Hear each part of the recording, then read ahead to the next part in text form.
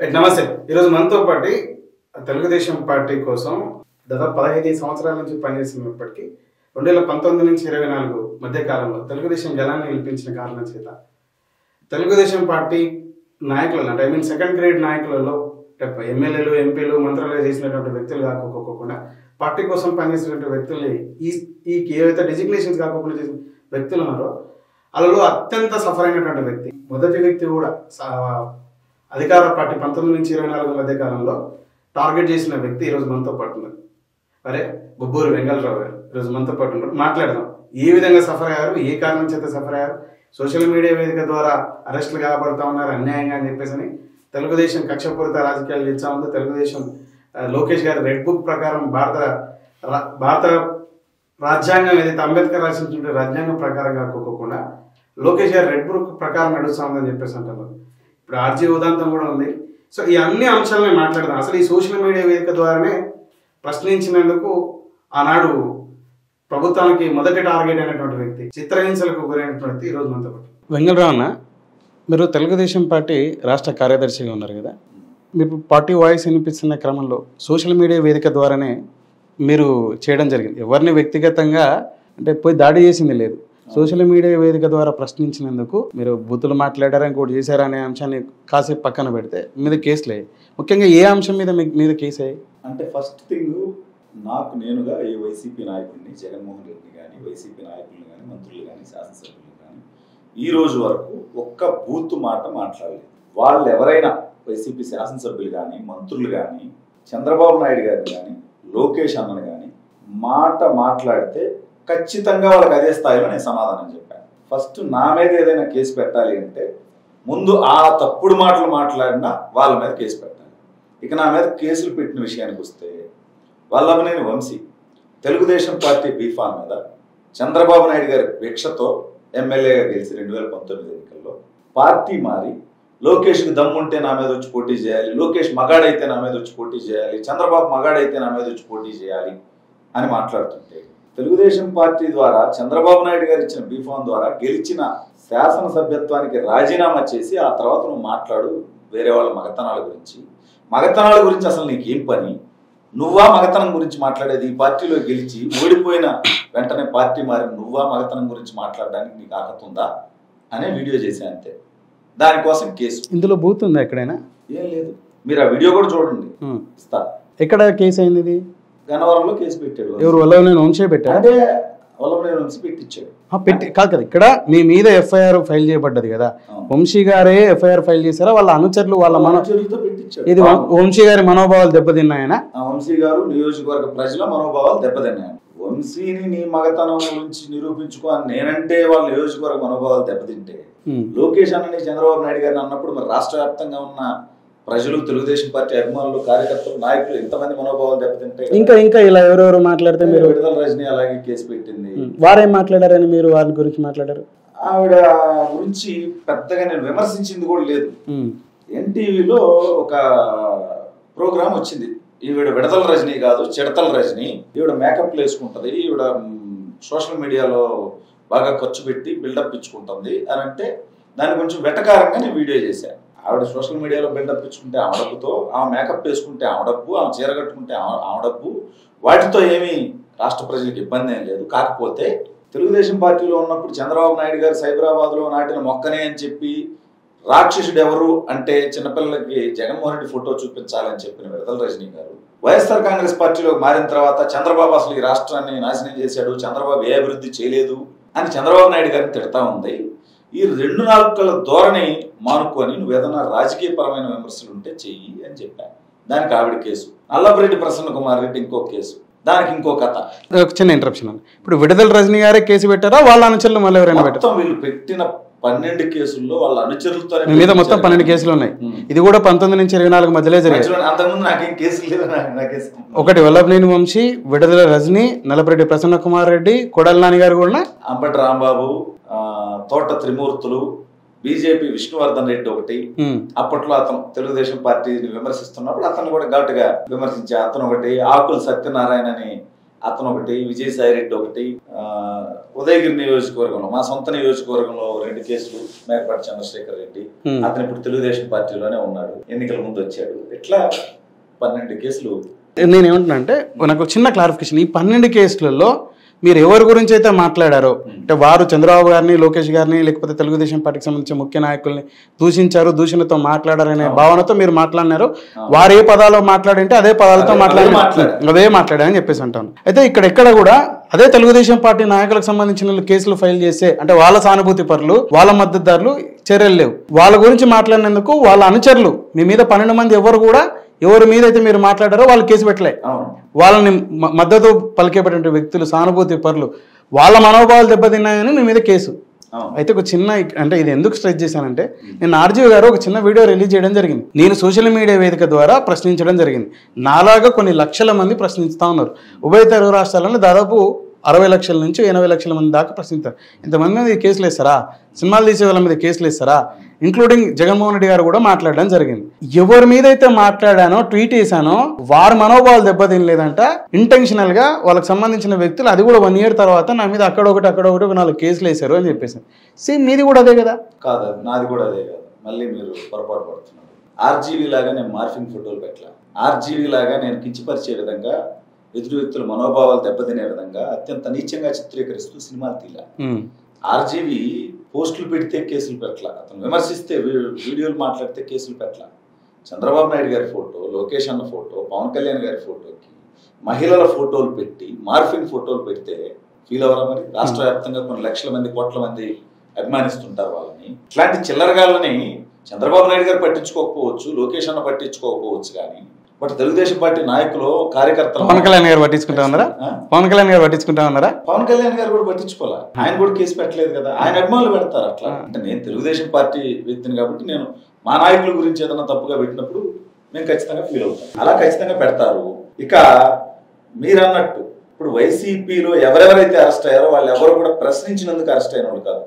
వర్రా రవీంద్ర రెడ్డి జగన్మోహన్ రెడ్డి తల్లి మీదే, చెల్లి మీదే వికృతంగా పోస్టులు పెట్టినాడండి. చంద్రబాబు నాయుడు గారిని, లోకేష్ అన్నని పచ్చిబూతులు తిడుతూ రాజకీయాలకు సంబంధం లేని భువనేశ్వర్ గారి గురించి కూడా పోస్టులు పెట్టాడు కాబట్టి అరెస్ట్ అయ్యాడు.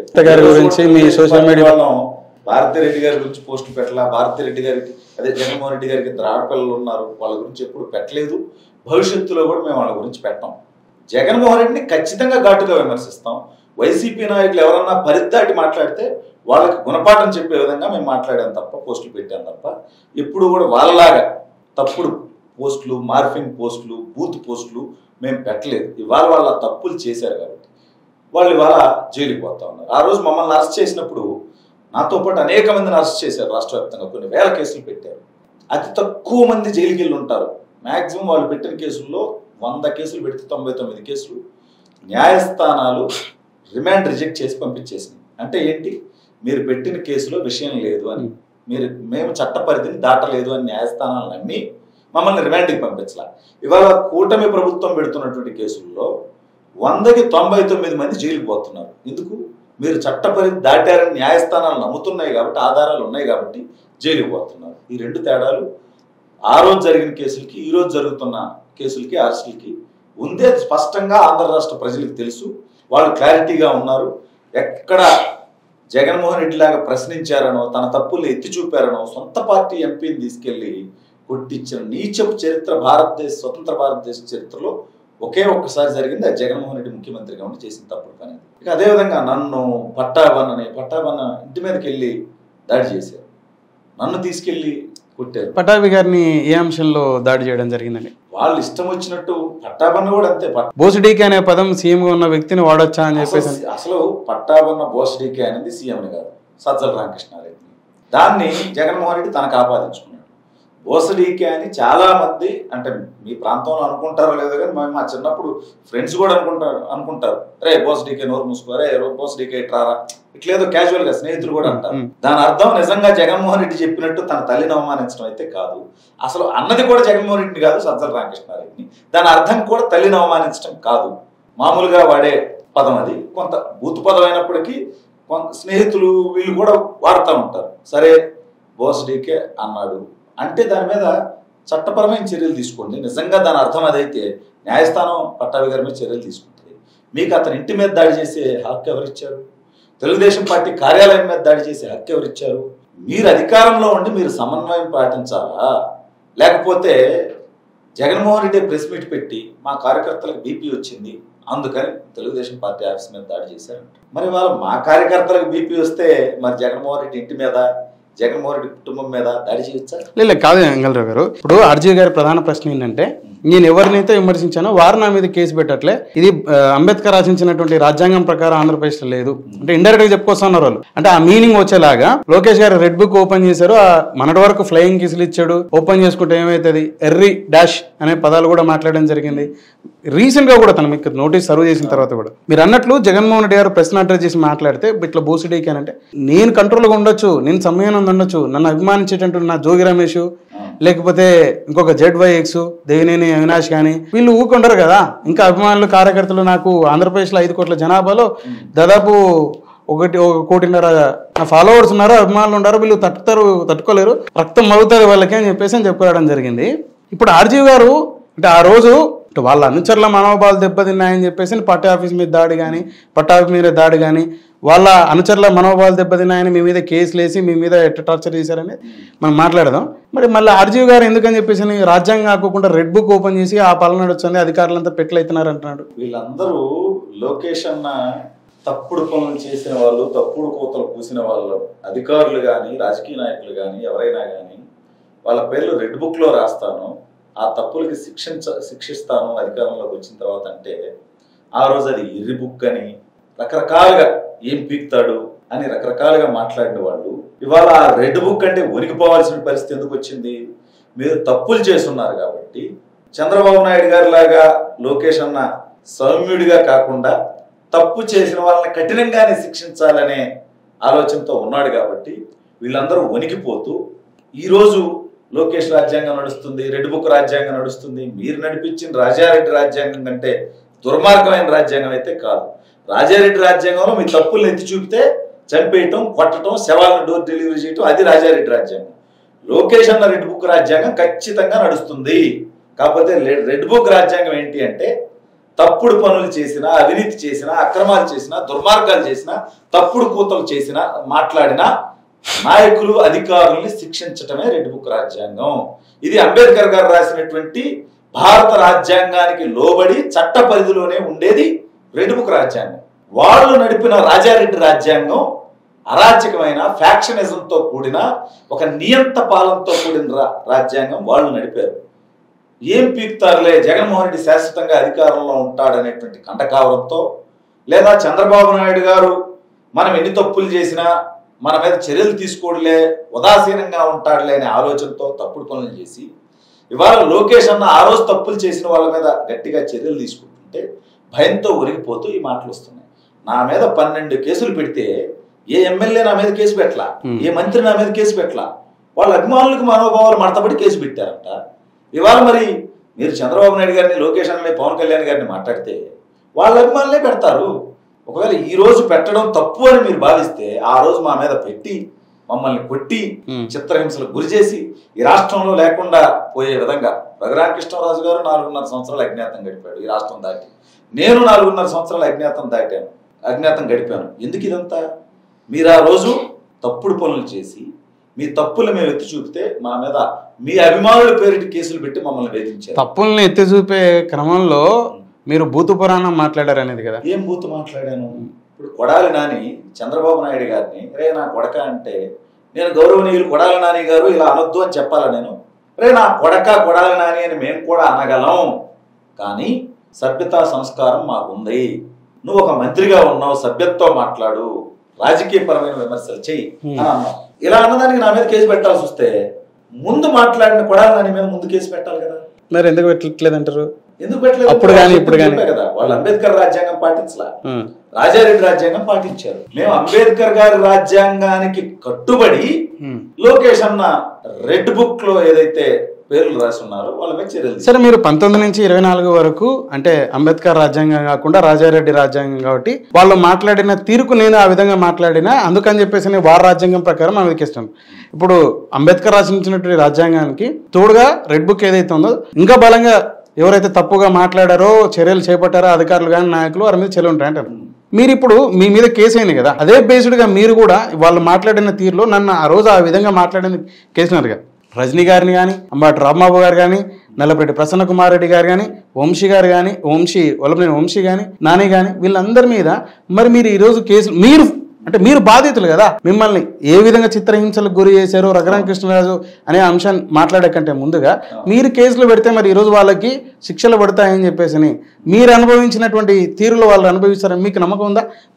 మీ రాజ్యాంగంలో మీరు అనుకుంటున్నారు? ఖచ్చితంగా నమ్మకం ఉంది. ఖచ్చితంగా వీళ్ళందరి మీద కేసులు పెడతాను. అసలు చాలా చోట్ల నా మీద మీకు చేత కావట్లేదు అంటున్నారు. అనిల్ కుమార్ యాదవ్, విడుదల రజని, అంబాటి రాంబాబు, మిథున్ రెడ్డి వీళ్ళు రీసెంట్ గా ప్రెస్ మీట్లు పెట్టేసి చిల్లర పనులు చేయొద్దు, మీరు చిన్న కార్యకర్తల్ని, చదువుకున్న వ్యక్తుల్ని, ఉద్యోగస్తులు చేసుకునే చిన్న సన్నకారు వాళ్ళని ఎందుకు ఇబ్బంది పెడతారు? అభిమానంతో వాళ్ళు మా కోసం నిలిచినందుకు దమ్ము ఉంటే మా మీద పెట్టరు, మేము ఎదుర్కొంటాం కేసులు. ఖచ్చితంగా వాళ్ళ మీద పడతాయి. అలాగే చిన్న సన్నకారు వాళ్ళని, ఒక చిన్న సన్నకారు వ్యక్తి, ఒక ఉద్యోగం చేసుకునే వ్యక్తి ఒక మర్డర్ చేస్తే వదిలేయాలా చెప్పండి? ఒక రేప్ చేస్తే వదిలేయాలా? సాఫ్ట్వేర్ ఉద్యోగం చేసుకునే వ్యక్తి ఒక మర్డర్ చేస్తే అతను వదిలేయమంటారా? వీళ్ళు చెప్పేది అదేనా? విద్వేషాలు రెచ్చగొట్టే విధంగా పచ్చి బూతులు పెడుతూ మీరు మార్ఫింగ్ ఫోటోలు పెడతా ఉంటే మా నాయకుల్ని కించపరుస్తూ, వాళ్ళు సాఫ్ట్వేర్ ఉద్యోగం చేసుకుంటున్నారు కాబట్టో, లేకపోతే ఊర్లో వ్యవసాయం చేసుకుంటున్నారు కాబట్టో వాళ్ళని వదిలేయాలా? అంటే సాఫ్ట్వేర్ ఉద్యోగం చేయడమో, చిన్న సన్నకారు పనులు చేసుకోవడమో, ఏ తప్పుడు పనైనా చేసి తప్పించుకోవడానికి అవకాశం కల్పించడం అది కాదు. వాళ్ళ మీద చర్యలు ఉంటాయి, మీ మీద చర్యలు ఉంటాయి. వాళ్ళకంటే ఎక్కువ మీ మీద చర్యలు ఉంటాయి. కాకపోతే ప్లాన్ చేసి అంటే చట్ట పరిధిలో మీరు చేసిన తప్పులన్నింటినీ సేకరించి, గత 5 సంవత్సరాల్లో మీరు చేసిన అరాచకాలు, అవినీతికి సంబంధించిన ఆధారాలు సేకరించి కేసులు పెట్టడం కోసం కొంత సమయం పడుతుంది. అంతేగాని ఈలోపు వాళ్ళ మీద పెడుతున్నారు, మేము మీ మీద పెట్టట్లేదు, పెట్టము అనే భ్రమ అయితే వైసీపీ నాయకులు ఎవ్వరికి వద్దు. వైసీపీ నాయకుల్లో తప్పు చేసిన ప్రతి ఒక్కడి మీద కేసు ఉంటది, ప్రతి ఒక్కడు శిక్షించబడతాడు. ఇప్పుడు వాళ్ళు చంద్రబాబు నాయుడు గారిని 53 రోజులు జైల్లో పెట్టగలిగారు అక్రమంగా. కానీ ఆయన అవినీతి చేసినట్టు ఒక్క ఆధారం నిరూపించలేకపోబట్టి ఆయన స్వచ్ఛంగా బయటకు వచ్చారు. కానీ మేం పెట్టబోయే కేసులు ఇలా ఉండవు. వాళ్ళు చేసిన అవినీతిని నిరూపిస్తూ ఆధారాలు సేకరించి ఆ తర్వాత జైలుకి పంపుతాం. ఒక్కసారి పోతే జీవితం జైల్లోనే గడిచిపోవాలి. ఆ రకంగా చేస్తారు. మీరు లార్జ్ పర్స్పెక్టివ్ లో మాట్లాడుతున్నారు, పార్టీ ఓరియంటెడ్ గా లేకపోతే ఇంటర్ స్టేట్ ఓరియంటెడ్ గా మాట్లాడుతున్నారు. కొంచెం కాసేపు మీకు కన్ఫైన్ అయిదాం. అంటే మీ మీద కాబట్టి కేసులు ఏవైతే ఉన్నారో, మీరు చిత్రహింసలకు ఏవైతే గురయ్యారో, సేమ్ అంటే మీరు ఏవైతే మాట్లాడారో అదే వాళ్ళకు ఆపాదిస్తున్న మీరు ఎఫ్ఐఆర్ మీకు నమ్మకం ఉందా? మీరు రేపు ఇప్పటివరకు ఎఫ్ఐఆర్ ఫైల్ చేశారో లేదో నాకైతే తెలియదు, మీరు ఫైల్ చేస్తే చర్యలు వాళ్ళ మీద ఉంటాయని చెప్పేసి ఖచ్చితంగా ఉంటాయనుకుంటున్నా, ఉండాలి. ఖచ్చితంగా నా మీద కేసు పెట్టిన ప్రతి ఒక్కరి మీద నేను కేసు పెట్టబోతున్నా. కాకపోతే నేను కూడా అదే లాయర్స్ తో మీరు నాయకుల మీద పెట్టబోతా ఉన్నారా, మీ మీద కేసులు పెట్టిన వాళ్ళ మీద పెట్టబోతా ఉన్నారా? ఆ నాయకుల మీద పెట్టబోతున్నా. ఈ రోజు ఆ నాయకులు వాళ్ళు మాట్లాడిన భాషకు వాళ్ళ మీద కేసు పెట్టే అర్హత కూడా నాకు ఉంది కదా. ఆ రోజు మేము కేసు పెట్టినా తీసుకోరు, ఈ రోజు పెడతాం.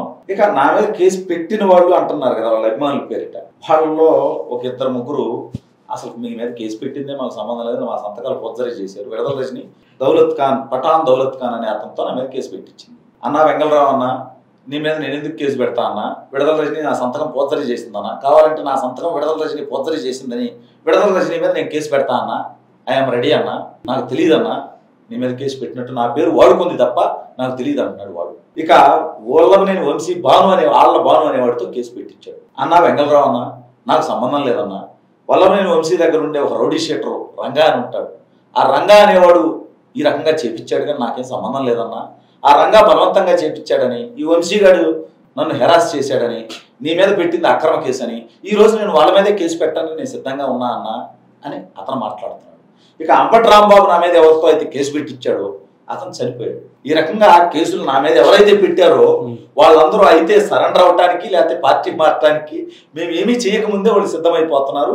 వాళ్ళు మాకు సంబంధం లేదు, మాతో బలవంతంగా పెట్టించారని కొంతమంది, మా సంతకాలు ఫోర్జరీ చేశారు పెట్టించారని కొంతమంది, వాళ్ళ మీదే రివర్స్ కేసులు పెట్టడానికి సిద్ధంగా ఉన్నారు వాళ్ళంతా. అది కూడా ప్లాన్ చేస్తున్నా. అన్నీ ఒక్కొక్కటి మొత్తం 12. నాకు నా వ్యక్తిగత పనులు, పార్టీ పనులు ఎన్ని ఉన్నాయి కాబట్టి ఇప్పుడే అవలా 5 నెలలే కదా అయింది. ఇంకా 4 సంవత్సరాల 6 నెలలు ఉంది. ప్రతి ఒక్కరి మీద కేసులు ఉంటాయి, ప్రతి ఒక్కరి మీద చర్యలు ఉంటాయి. మీరు ఏ విధంగా చిత్రహింసలకు గురయ్యారని చెప్పేసి అనే అంశాన్ని మనం కొంచెం లోతుగా మాట్లాడదాం. రఘురామకృష్ణరాజు గారు, పట్టాభి గారు అయితే ప్రెస్ ముందుకు వచ్చేసి చాలా క్లియర్గా చెప్పుకోవడం జరిగింది. మీరు అక్కడ జ్యుడిషియరీ దగ్గర చెప్పుకోవడం జరిగింది మీ విధంగా ఏ విధంగా అని చెప్పేసి. ఒకసారి మా వేదిక నుంచి అసలు యాక్చువల్గా మీరు అంటే 15 సంవత్సరాల నుంచి పార్టీ కోసం పనిచేస్తున్నారని చెప్పుకోవడం జరిగింది. అయితే 19-24 మధ్య కాలంలో ఐ థింక్ మీ మీద 22లో జరిగిందని నేను అనుకుంటా ఉన్నా. 22లో జరిగింది అంటే గతంలో ఎప్పుడు లేని విధంగా ఇప్పుడు మాత్రమే మీ మీద ఎందుకు అని చెప్పేసి ఆ విధమైన చర్యలు, ఆ విధమైన దాడి జరిగిందండి. ముందర ఏం జరిగిందన్న, ఎగ్జాక్ట్లీ ఏం జరిగింది? అంటే 2019లో తెలుగుదేశం పార్టీ ఓడిపోయిన తర్వాత, వైసీపీ అధికారంలోకి వచ్చిన తర్వాత వైసీపీ వాళ్ళు ఇష్టం వచ్చినట్టుగా చంద్రబాబు నాయుడు గారిని, లోకేష్ గారిని అవమానపరుస్తూ, బూతులు మాట్లాడుతూ, కించపరుస్తూ ఉంటే నేను మొదటి నుంచి తెలుగుదేశం పార్టీలో పనిచేస్తున్నాను. సో నాకు అది బాధగా అనిపించేది. 2014 ఎన్నికల్లో, 19 ఎన్నికల్లో నా నియోజకవర్గ స్థాయిలో నేను ప్రచారం నిర్వహించేవాడిని. ప్రతి వేదికల మీద నేను మాట్లాడేవాడిని. ఇందు నుంచే నేను మాట్లాడుతున్నాను, గ్రౌండ్ లెవెల్లో వర్క్ చేస్తున్నాను. సో వాళ్ళకి సరైనటువంటి కౌంటర్ ఆ రోజు ఏ కారణాలతో అయినా కానివ్వండి, తెలుగుదేశం పార్టీలో మంత్రులుగానో, శాసనసభ్యులుగానో, పెద్ద పెద్ద పదవులు అనుభవించిన వాళ్ళు ఎందుకో తెలియదు, ఏ కారణాలో తెలియదు, అంత అగ్రెసివ్గా వాళ్ళకి సమాధానం చెప్పే పరిస్థితి లేకుండా ఉంది. అది నాకు బాధ అనిపించింది. ఏ కారణాలు ఏముంటాయి, వాళ్ళ ఆస్తులు అనే కారణాలు చేత ఉండొచ్చు, పార్టీలు మారి ఉండొచ్చు, కొంతమంది కేసులు పడతాయనే ఇబ్బందులు అయి ఉండొచ్చు, కొంతమంది ఈ స్థాయిలో ఉన్నాం, వ్యాపారాలు దెబ్బతింటాయి, ఇబ్బందులు పడతాం అనుకోని ఉండొచ్చు. చంద్రబాబు నాయుడు వారి చేత, పార్టీ కారణం చేత అంత లబ్ధి పొందినలో వారిలే రెస్పాండ్ కాకపోతే మీరు ఎందుకని చెప్పేసి అంత అగ్రెసివ్ గా రెస్పాండ్ అవ్వచ్చు వచ్చింది? అంటే నాకు వాళ్ళ దాన్ని అభిమానం అంటారా, మూర్ఖత్వం అంటారా? నాకు వాళ్ళ మీద ఉన్న అభిమానం, దాన్ని మూర్ఖత్వం అనుకున్నా నేను చేయగలిగింది ఏం లేదు. ఎందుకంటే చంద్రబాబు నాయుడు గారు ముఖ్యమంత్రిగా ఉంటేనే ఆంధ్రప్రదేశ్ రాష్ట్రం బాగుపడుతుంది, అభివృద్ధి చెందుతుంది అని నమ్మే వ్యక్తిని నేను బలంగా. ఇంత అభివృద్ధి చేసినటువంటి వ్యక్తిని, ఇంత మంచి చేసినటువంటి వ్యక్తిని ఈ రకంగా విమర్శలు చేస్తా ఉంటే తట్టుకోలేక నేను వాళ్ళ మీద వీడియోలు చేయడం మొదలుపెట్టాను. నేను ఎవరో చేయాలి అని ఆశించా, వాళ్ళు చేయట్లేదు. సో అది నేను ఎందుకు చేయకూడదు, నేను మాట్లాడగలను కదా అనిపించి నేనే వీడియోస్ చేయడం మొదలుపెట్టాను. ఇక అక్కడి నుంచి ఈ కేసులు మొదలైనవి. ఎందుకంటే ఆ రోజు అయితే ఒక 3-4 మాట్లాడుతున్నారు అంతే. అంటే వాళ్ళ స్థాయిలో వాళ్ళకి బలంగా వాళ్ళు ఏం మాట్లాడితే వాళ్ళకి ధీటుగా మాట్లాడింది రఘురామకృష్ణరాజు గారు, పట్టాభి గారు, నేను. మా తర్వాత ఇంకొంతమంది ఎంఎస్ రాజు గారు, పిల్లి మాణిక్యరావు గారు, మా సేన్ రాజేష్ గారు, ఇట్లా ఇంకొంతమంది వచ్చారు. వీళ్ళంతా కొంత లేట్ గా వచ్చారు. నేను పార్టీతో ఎంతవరకు అసోసియేషన్ ఉందో నాకు తెలియదు. మిగిలిన వాళ్ళంతా మేము పార్టీకి వర్క్ చేస్తూ ప్రధానంగా ఉంటూ పని చేసుకుంటూ వస్తున్నాం. ఈ క్రమంలో వాళ్ళు ఈ మాట్లాడే 4-5 గొంతులు నొక్కేస్తే ఇక మన గురించి మాట్లాడేవాడే ఉండడు, మనకి ఎదురే ఉండదు అనే ఆలోచనతో ఎంపీగా ఉన్న రఘురామకృష్ణరాజు గారిని 2021లోనే ఆయన్ని అరెస్ట్ చేసి ఫస్ట్ టార్గెటెడ్ రఘురామకృష్ణరాజు గారు అయితే చేశారు. ఆ తర్వాత 2022 ఆగస్టు 25వ తేదీ నన్ను అరెస్ట్ చేశారు. నేను టీడీపీ ఆఫీస్కి వెళ్ళి హైదరాబాద్ వస్తుంటే ఈ క్రమంలో నన్ను ఫాలో చేసి వచ్చి నన్ను బస్సు ఆపి అక్కడి నుంచి కారులో సిఐడి ఆఫీస్కి తీసుకొచ్చారు. నైట్ నన్ను 11:30కి అట్లా కోదాడ దగ్గర వాళ్ళ అదుపులోకి తీసుకున్నారు. 1:30కి అట్లా గుంటూరు రీజనల్ సిఐడి ఆఫీస్కి తీసుకొచ్చారు. అక్కడి నుంచి వచ్చే ఈ 2 గంటల సమయం కానీ మీకు ఇంత థ్రెట్ ఉంది కదా, ఇట్లా పబ్లిక్ ట్రాన్స్పోర్ట్ లో ట్రావెల్ అవుతే ఇబ్బంది ఉంటుందని చెప్పేసి మీరు ఎప్పుడు భావించలే? అంటే 2020లోనే నేను ఈ థ్రెట్ ఇక్కడ ఉంటుందని నేను బెంగళూరు షిఫ్ట్ అయ్యాను. అక్కడి నుంచి వీడియోస్ చేస్తూ వచ్చాను. అయితే 2023 జనవరి ఫిబ్రవరి టైంలో గ్రాడ్యుయేట్ ఎన్నికలు రాబోతున్నాయి. ప్రకాశం, నెల్లూరు, చిత్తూరు, తూర్పు రాయలసీమ గ్రాడ్యుయేట్ సీట్. నాకు రాజకీయంగా ఆసక్తి ఉంది కాబట్టి నేను పార్టీ పెద్దలను అడగడం జరిగింది. ప్రకాశం, నెల్లూరు, చిత్తూరు, తూర్పు రాయలసీమ ఎమ్మెల్సీ అభ్యర్థిగా నన్ను కన్సిడర్ చేయండి, నేను ఇంకా గట్టిగా నేను ఫైట్ చేయగలుగుతాను ఈ ప్రభుత్వం దుర్మార్గాల మీద అని చెప్పి నేను పార్టీని అడగడం జరిగింది. దాని గురించి చర్చలు జరిగే క్రమంలో ఒక 5-6 సార్లు నేను ఆంధ్రప్రదేశ్కి రావాల్సి వచ్చింది. కానీ వచ్చి ప్రతిసారి పార్టీ ఆఫీస్కి వెళ్ళి పార్టీ పెద్దలతో మాట్లాడి వెళ్ళిపోయాను. ట్రాన్స్పోర్ట్ ఎలా, పబ్లిక్ ట్రాన్స్పోర్ట్ లోనే వచ్చేవాళ్ళ? రైలు కానీ ట్రాన్స్పోర్ట్ అంటే నాకేమి పర్సనల్ వెహికల్ లేదు. నేను వచ్చి వెళ్ళేవాడిని. బట్ పార్టీ ఆఫీస్కి వచ్చి పార్టీ నాయకులతో మాట్లాడుకొని 1 డేలో మళ్ళీ రిటర్న్ అయిపోయేవాడిని. ఆ రోజు కూడా అలాగే వచ్చాను, అలాగే వెళ్ళి ఉండేవాడిని. మధ్యలో నేను పార్టీ ఆఫీస్ దగ్గర ఉన్న సమయంలో కుప్పంలో చంద్రబాబు నాయుడు గారు పర్యటిస్తుంటే ఆయన కాన్వాయ్ మీద దాడి చేయడం, అక్కడ తెలుగుదేశం పార్టీ కార్యాలయం మీద వైసీపీ వాళ్ళు దాడి చేస్తుంటే అప్పుడు రాష్ట్ర అధ్యక్షుడిగా ఉన్న అచ్చెన్నాయుడు గారు పార్టీ ఆఫీస్లో ఉన్న కొంతమంది నాయకులు, కార్యకర్తలు డీజీపీ ఆఫీస్ ముందు ధర్నా చేద్దామని అనుకున్నప్పుడు నాకు థ్రెట్ ఉందని తెలుసు, ప్రతిసారి జాగ్రత్త పడిన నేను చంద్రబాబు నాయుడు గారి సొంత నియోజకవర్గంలో ఆయన మీదే వీళ్ళు దాడులు చేసే ప్రయత్నాలు చేస్తున్నారనే ఎమోషన్లో నేను నా థ్రెట్ గురించి మైండ్లో ప్రాసెస్ అవ్వక నేను వీళ్ళతో పాటు అచ్చెన్నాయుడు గారు వీళ్ళతో పాటు డీజీపీ కార్యాలయం ముందు ధర్నాకి వెళ్ళాను. అక్కడున్న టీవీ ఛానల్స్ విజువల్స్లో పోలీసులు వైసీపీ సోషల్ మీడియా కార్యకర్తలు చూసి వాళ్ళు మనం 2.5 సంవత్సరంగా ఇతని కోసం ఎదుగుతుంటే దొరకలేదు, ఇప్పుడు ఏపీలో ఉన్నాడు అని అక్కడ ఐడెంటిఫై చేసుకొని నన్ను ఫాలో అయ్యారు.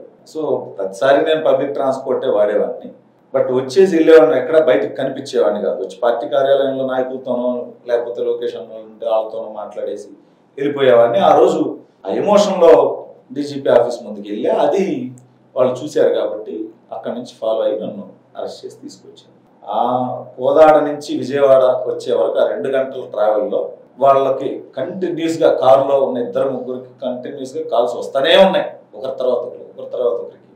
అంటే ఎక్కడ వరకు వచ్చారు, వాడు ఏం చెప్తున్నాడు, వాడు ఏమైనా భయపడుతున్నాడా అని. బస్సులో మిమ్మల్ని పిక్ చేసేటప్పుడు కానీ కార్లో తీసుకెళ్లేటప్పుడు వాళ్ళ దగ్గర నుంచి పారిపోవాలనే ప్రయత్నాలు ఏం చేయలేదా? ఎలా సాధ్యం? వాళ్ళు ఎంతమంది ఉన్నారు? వాళ్ళు 3 ఉన్నారు. ఎక్కడికి పారిపోతాం? బస్సు ఎక్కారు, బస్సులో నేను కూర్చోన్నా, ఇక రా అన్నారు. వాళ్ళే నాకు అర్థమైంది, దిగి వచ్చాను. ఎక్కడికి వాళ్ళే అంటే సిఐడి వాళ్ళు, నా కోసం తెలుసు కదా. నాకు రఘురామకృష్ణరాజు గారిని కొట్టిన తర్వాత, తెలుగుదేశం పార్టీ నాయకుల మీద ఎంతమంది మీద కేసులు పెట్టిన తర్వాత, అచ్చెన్నాయుడు గారు, జేసీ ప్రభాకర్ రెడ్డి గారు, కొల్లు రవీంద్ర గారు, దుల్పాల్ నరేంద్ర గారు, ఎంతో కొన్ని 100 మంది నాయకుల మీద కేసులు పెట్టారు. ఇక కార్యకర్తల మీద అయితే కొన్ని 1000 కేసులు పెట్టున్నారు. ఇంత బలంగా వాళ్ళ మీద మాట్లాడుతున్నప్పుడు నా మీద ఆల్రెడీ కేసులు పెట్టున్నారు. నేను నన్ను ఖచ్చితంగా అరెస్ట్ చేస్తారు అని నాకు తెలుసు కదా. కాబట్టి నన్ను వచ్చి రమ్మని ఎవరంటారు? నాకు తెలియని అన్నోన్ పర్సన్స్ వచ్చి నన్ను ఎవరు రమ్మంటారు? సిఐడి వాళ్ళే. సో నాకు అదేమి పజిల్ కాదు, అర్థమైపోయింది. వెళ్ళక తప్పదని తెలుసు, దిగాను. ఇక అక్కడి నుంచి తప్పించుకునే పరిస్థితి ఏం లేదు, తప్పించుకునే ప్రయత్నం కూడా నేను చేయలేదు. అది విజయవంతం కాదు అనుకున్నప్పుడు ఎందుకు ప్రయత్నం చేయడం? సో వెళ్ళాను. వాళ్ళు కొట్టడానికి అవి అన్నీ ఫోన్లోనే అందరూ రండి అని మాట్లాడుకుంటున్నారు. అక్కడ సిఐడి ఆఫీస్ దగ్గర కొంతమంది ఎక్స్ట్రా ఫోర్సెస్ని పంపించమని మాట్లాడుకుంటున్నారు, కార్లో అవి రెడీ చేసుకుంటున్నారు అని నాకు అర్థమవుతుంది. 1:30కి సిఐడి ఆఫీస్కి వెళ్ళాను. అక్కడి నుంచి 1:30 నుంచి 4 వరకు కంటిన్యూస్గా నన్ను క్వశ్చన్ చేస్తానే ఉన్నారు. ఏదో ఒకటి, నీ బ్యాక్గ్రౌండ్ ఏంటి, నీ కంటెంట్ ఎవరు ఇస్తారు, నీకేమైనా డబ్బులు ఇస్తున్నారా, నువ్వు ఎందుకోసం ఇలా చేసావు, నీ వెనక ఎవరు ఉన్నారు, పార్టీలో నీ హోదా ఏంటి, నీతో చంద్రబాబు నాయుడు గారు డైరెక్ట్గా మాట్లాడతారా, నేను గుర్తుపడతారా, లోకేష్ నీతో డైరెక్ట్గా మాట్లాడతాడా, గుర్తుపడతాడా, లేదా నీ ఎడ్యుకేషన్ బ్యాక్గ్రౌండ్ ఏంటి, ఫైనాన్షియల్ బ్యాక్గ్రౌండ్ ఏంటి, నీ జాబ్ ఏంటి, నీ ఫ్యామిలీ ఏంటి, ఇట్లా రకరకాల ప్రశ్నలు. వీళ్ళ మీద ఎందుకు వీడియోలు చేసావు, జగన్ మీద ఎందుకు చేసావు, ఇట్లా నన్ను ఒక 2-2.5 గంటలు, రాత్రి 4 గంటల వరకు నన్ను క్వశ్చన్ చేశారు. పక్కన కర్రలు అయి ఉన్నాయి, ఒక 5-6 మంది ఎక్స్ట్రా. నన్ను అడిగే 2 కాకుండా ఇంకొక. నిజంగానే పార్టీ ఆఫీస్ నుంచి ఎప్పుడు పైసలు రాలే? ఎప్పుడు రాలేదు, అవసరం లేదు. మీ బ్యాంక్ స్టేట్మెంట్లు అన్ని మా దగ్గర ఉన్నాయి, మీకు పంపించారు అని చెప్పేసి ఇట్లా కూడా క్రాస్ క్వశ్చన్ జరిగిందని. అవును జరిగింది. బ్యాంక్ స్టేట్మెంట్ పంపించారని ఆధారాలు లేవు, పంపించి ఉంటారేమో అనుకొని నా బ్యాంక్ స్టేట్మెంట్ తీసుకొచ్చారు. నా బ్యాంక్ స్టేట్మెంట్ నా ముందు పెట్టి అడిగారు. అందులో నాకు ఎవరు ఏమి డబ్బులు పంపించినట్టు ఏమీ లేదు. కాకపోతే ఒకటి పెద్ద ట్రాన్సాక్షన్ ఉంది. సీక్రెట్ ఏముంది, ఒక 16 లక్షలు ఒక అకౌంట్ నుంచి నా అకౌంట్కి వచ్చింది. అది నేను మళ్ళీ ఇంకొక అకౌంట్కి ట్రాన్స్ఫర్ చేశాను. ఇది ఏంటి అని అడిగారు. ఇది నాకు తెలిసిన అదేనా, ఇప్పుడు మీరు 16 లక్షలు ఏదైతే ట్రాన్సాక్షన్ చెప్తా ఉన్నారో, ఇది మీకు పార్టీ నుంచి వచ్చింది, ఆ పైసలు ఇచ్చి మిమ్మల్ని మాట్లాడిస్తా ఉన్నారు, నువ్వన్నీ తప్పుడు కహానీలు చెప్తా ఉన్నావు, లోకేష్ గారి పేరు చెప్పే ఇప్పటికిప్పుడు నేను వదిలిపెడతాం, ఇంకో కొన్ని పైసలు ఇస్తాం, అలాగే నేను కొట్టినట్టు జడ్జి దగ్గర చెప్పకు అని చెప్పేసి అని చెప్పారని. 16 లక్షల కోసం నా ప్రాణం తీసుకునేంత పని నేను చేస్తాను. ప్రాణం తీస్తారని తెలుసు కదా, డబ్బుల కోసం చేస్తాను. నా నాయకుడు అంటే నాకు అభిమానం కాబట్టి చేసి ఫస్ట్ ఆ 16 లక్షలు కూడా ఏంటో క్లియర్గా చెప్తాను. ఇంకా ఎన్ఆర్ఐ ఇక్కడ ఉన్నటువంటి ఒక వ్యక్తికి అప్పు ఇవ్వాలనుకున్నాడు. వాళ్ళిద్దరికి కామన్గా నేను తెలిసిన పర్సన్ని. సో ఇక్కడ లిక్విడ్ అమౌంట్ కొంత ఇచ్చేసాడు, రిమైనింగ్ బ్యాలెన్స్ అమౌంట్ అతను నా అకౌంట్కి ట్రాన్స్ఫర్ చేశాడు.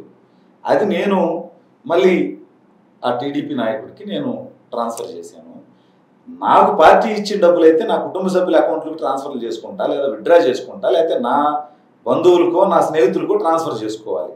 మళ్ళీ ఒక ఆల్రెడీ మీరు చాలా ప్రమాదంలో ఉన్నారు, మీవన్నీ కూడా స్కూట్నీ జరుగుతుందని తెలుసు, మీ మీద కేసులు ఉన్నాయి, అని మీ అకౌంట్ ని ఇట్లా ట్రాన్సాక్షన్స్ కి ఎలా మీరు ప్రొవైడ్ చేయలేదు? తప్పు చేయలేదు. తప్పు నేను ఎందుకు భయపడతాను? ఫెయిర్ గా పంపించింది ఒక ఎన్ఆర్ఐ అకౌంట్ నుంచి, వెళ్ళింది ఒక ఎమ్మెల్యేకి సంబంధించిన ఫర్మ్ అకౌంట్ కి. సో ఇందులో నాది ఏముంటది, మీరు ఎంక్వైరీ చేసుకుంటే వచ్చింది, అక్కడ తీసుకుంది అతను, మధ్యలో నాకేముంది, నా అకౌంట్ ట్రాన్స్ఫర్ అయింది, వాళ్ళిద్దరికి కామన్ ఫ్రెండ్ నేను కాబట్టి నా అకౌంట్ ట్రాన్స్ఫర్ చేశారు అంతే. సో ఇందులో తప్పు జరిగినప్పుడు నేను ఎందుకు భయపడ, వాళ్ళిద్దరిని కూడా ఇంటరాగేట్ చేయడం జరిగింది ఆ ఎన్ఆర్ఐని తెలుగుదేశం వాళ్ళు నన్ను తీసుకెళ్ళాలి, కొట్టాలి, దాంట్లో నా తప్పు ఏమన్నా దొరుకుద్దని ఆత్రం తప్ప వాళ్ళకి నిజంగా ఒక సీరియస్ కేసు పెట్టాలి. సరే, ఇది 1:30 నుంచి ఎప్పటి వరకు జరిగింది ఇంటరాగేషన్, ఇట్లా క్వశ్చన్స్ అడగడం? 4:30 వరకు 4 వరకు అడిగారు. సో నైట్ అంతా జాగ్రత్త మీకైతే ఆ రోజు అంటే 4కి ఇక వాళ్ళు పడుకుంటూ నన్ను కూడా నువ్వు పడుకో అని చెప్పి ఒక టేబుల్ చూపించి అక్కడ పడుకో అన్నారు. పక్కన కర్రలు అవన్నీ నాకు కనిపిస్తానే ఉన్నాయి. ఒక 5-6 మంది వచ్చి ఉన్నారు. అన్ని సంసిద్ధం చేసి పెట్టారు మీకోసం. పడుకున్న కూడా కొడతారేమో, లేదా పడుకున్న తర్వాత ఏమైనా చేస్తారేమో, చంపేస్తారేమో, ఇంకో 2 గంటలు మేలుకుంటే మార్నింగ్ అయిపోతుంది కదా అని ఉంటే నువ్వు పడుకో అని చెప్పి మళ్ళీ గట్టిగా చెప్పారు. సర్లే అని ఇక టేబుల్ మీద అలా పడుకున్నాను, కానీ నేను నిద్రపోలేదు వాళ్ళు ఏం చేస్తారో అని ఆలోచనతో. ఇక మార్నింగ్ 10 ఆ టైంలో నా ఫ్యామిలీ మెంబర్స్కి నన్ను చూపించారు. అంటే అప్పటికే పార్టీకి ఇన్ఫర్మేషన్ వెళ్ళింది, నేను అరెస్ట్ అయ్యానని. బయట పార్టీ నాయకులు కార్యకర్తలు ధర్నా చేస్తున్నారు సిఐడి ఆఫీస్ ముందు.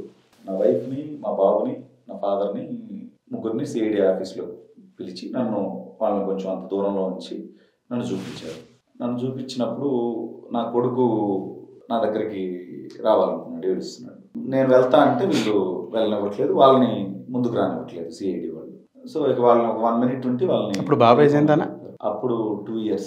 అంటే వాడు పుట్టిన 3 monthsకి అప్పటికే నా మీద కేసులు ఉన్నాయి. వాడికి 3 months ఉన్నప్పుడు బెంగళూరు తీసుకెళ్ళిపోయాం. నేను నా వైఫ్ ఇద్దరమే వాడికి తెలుసు.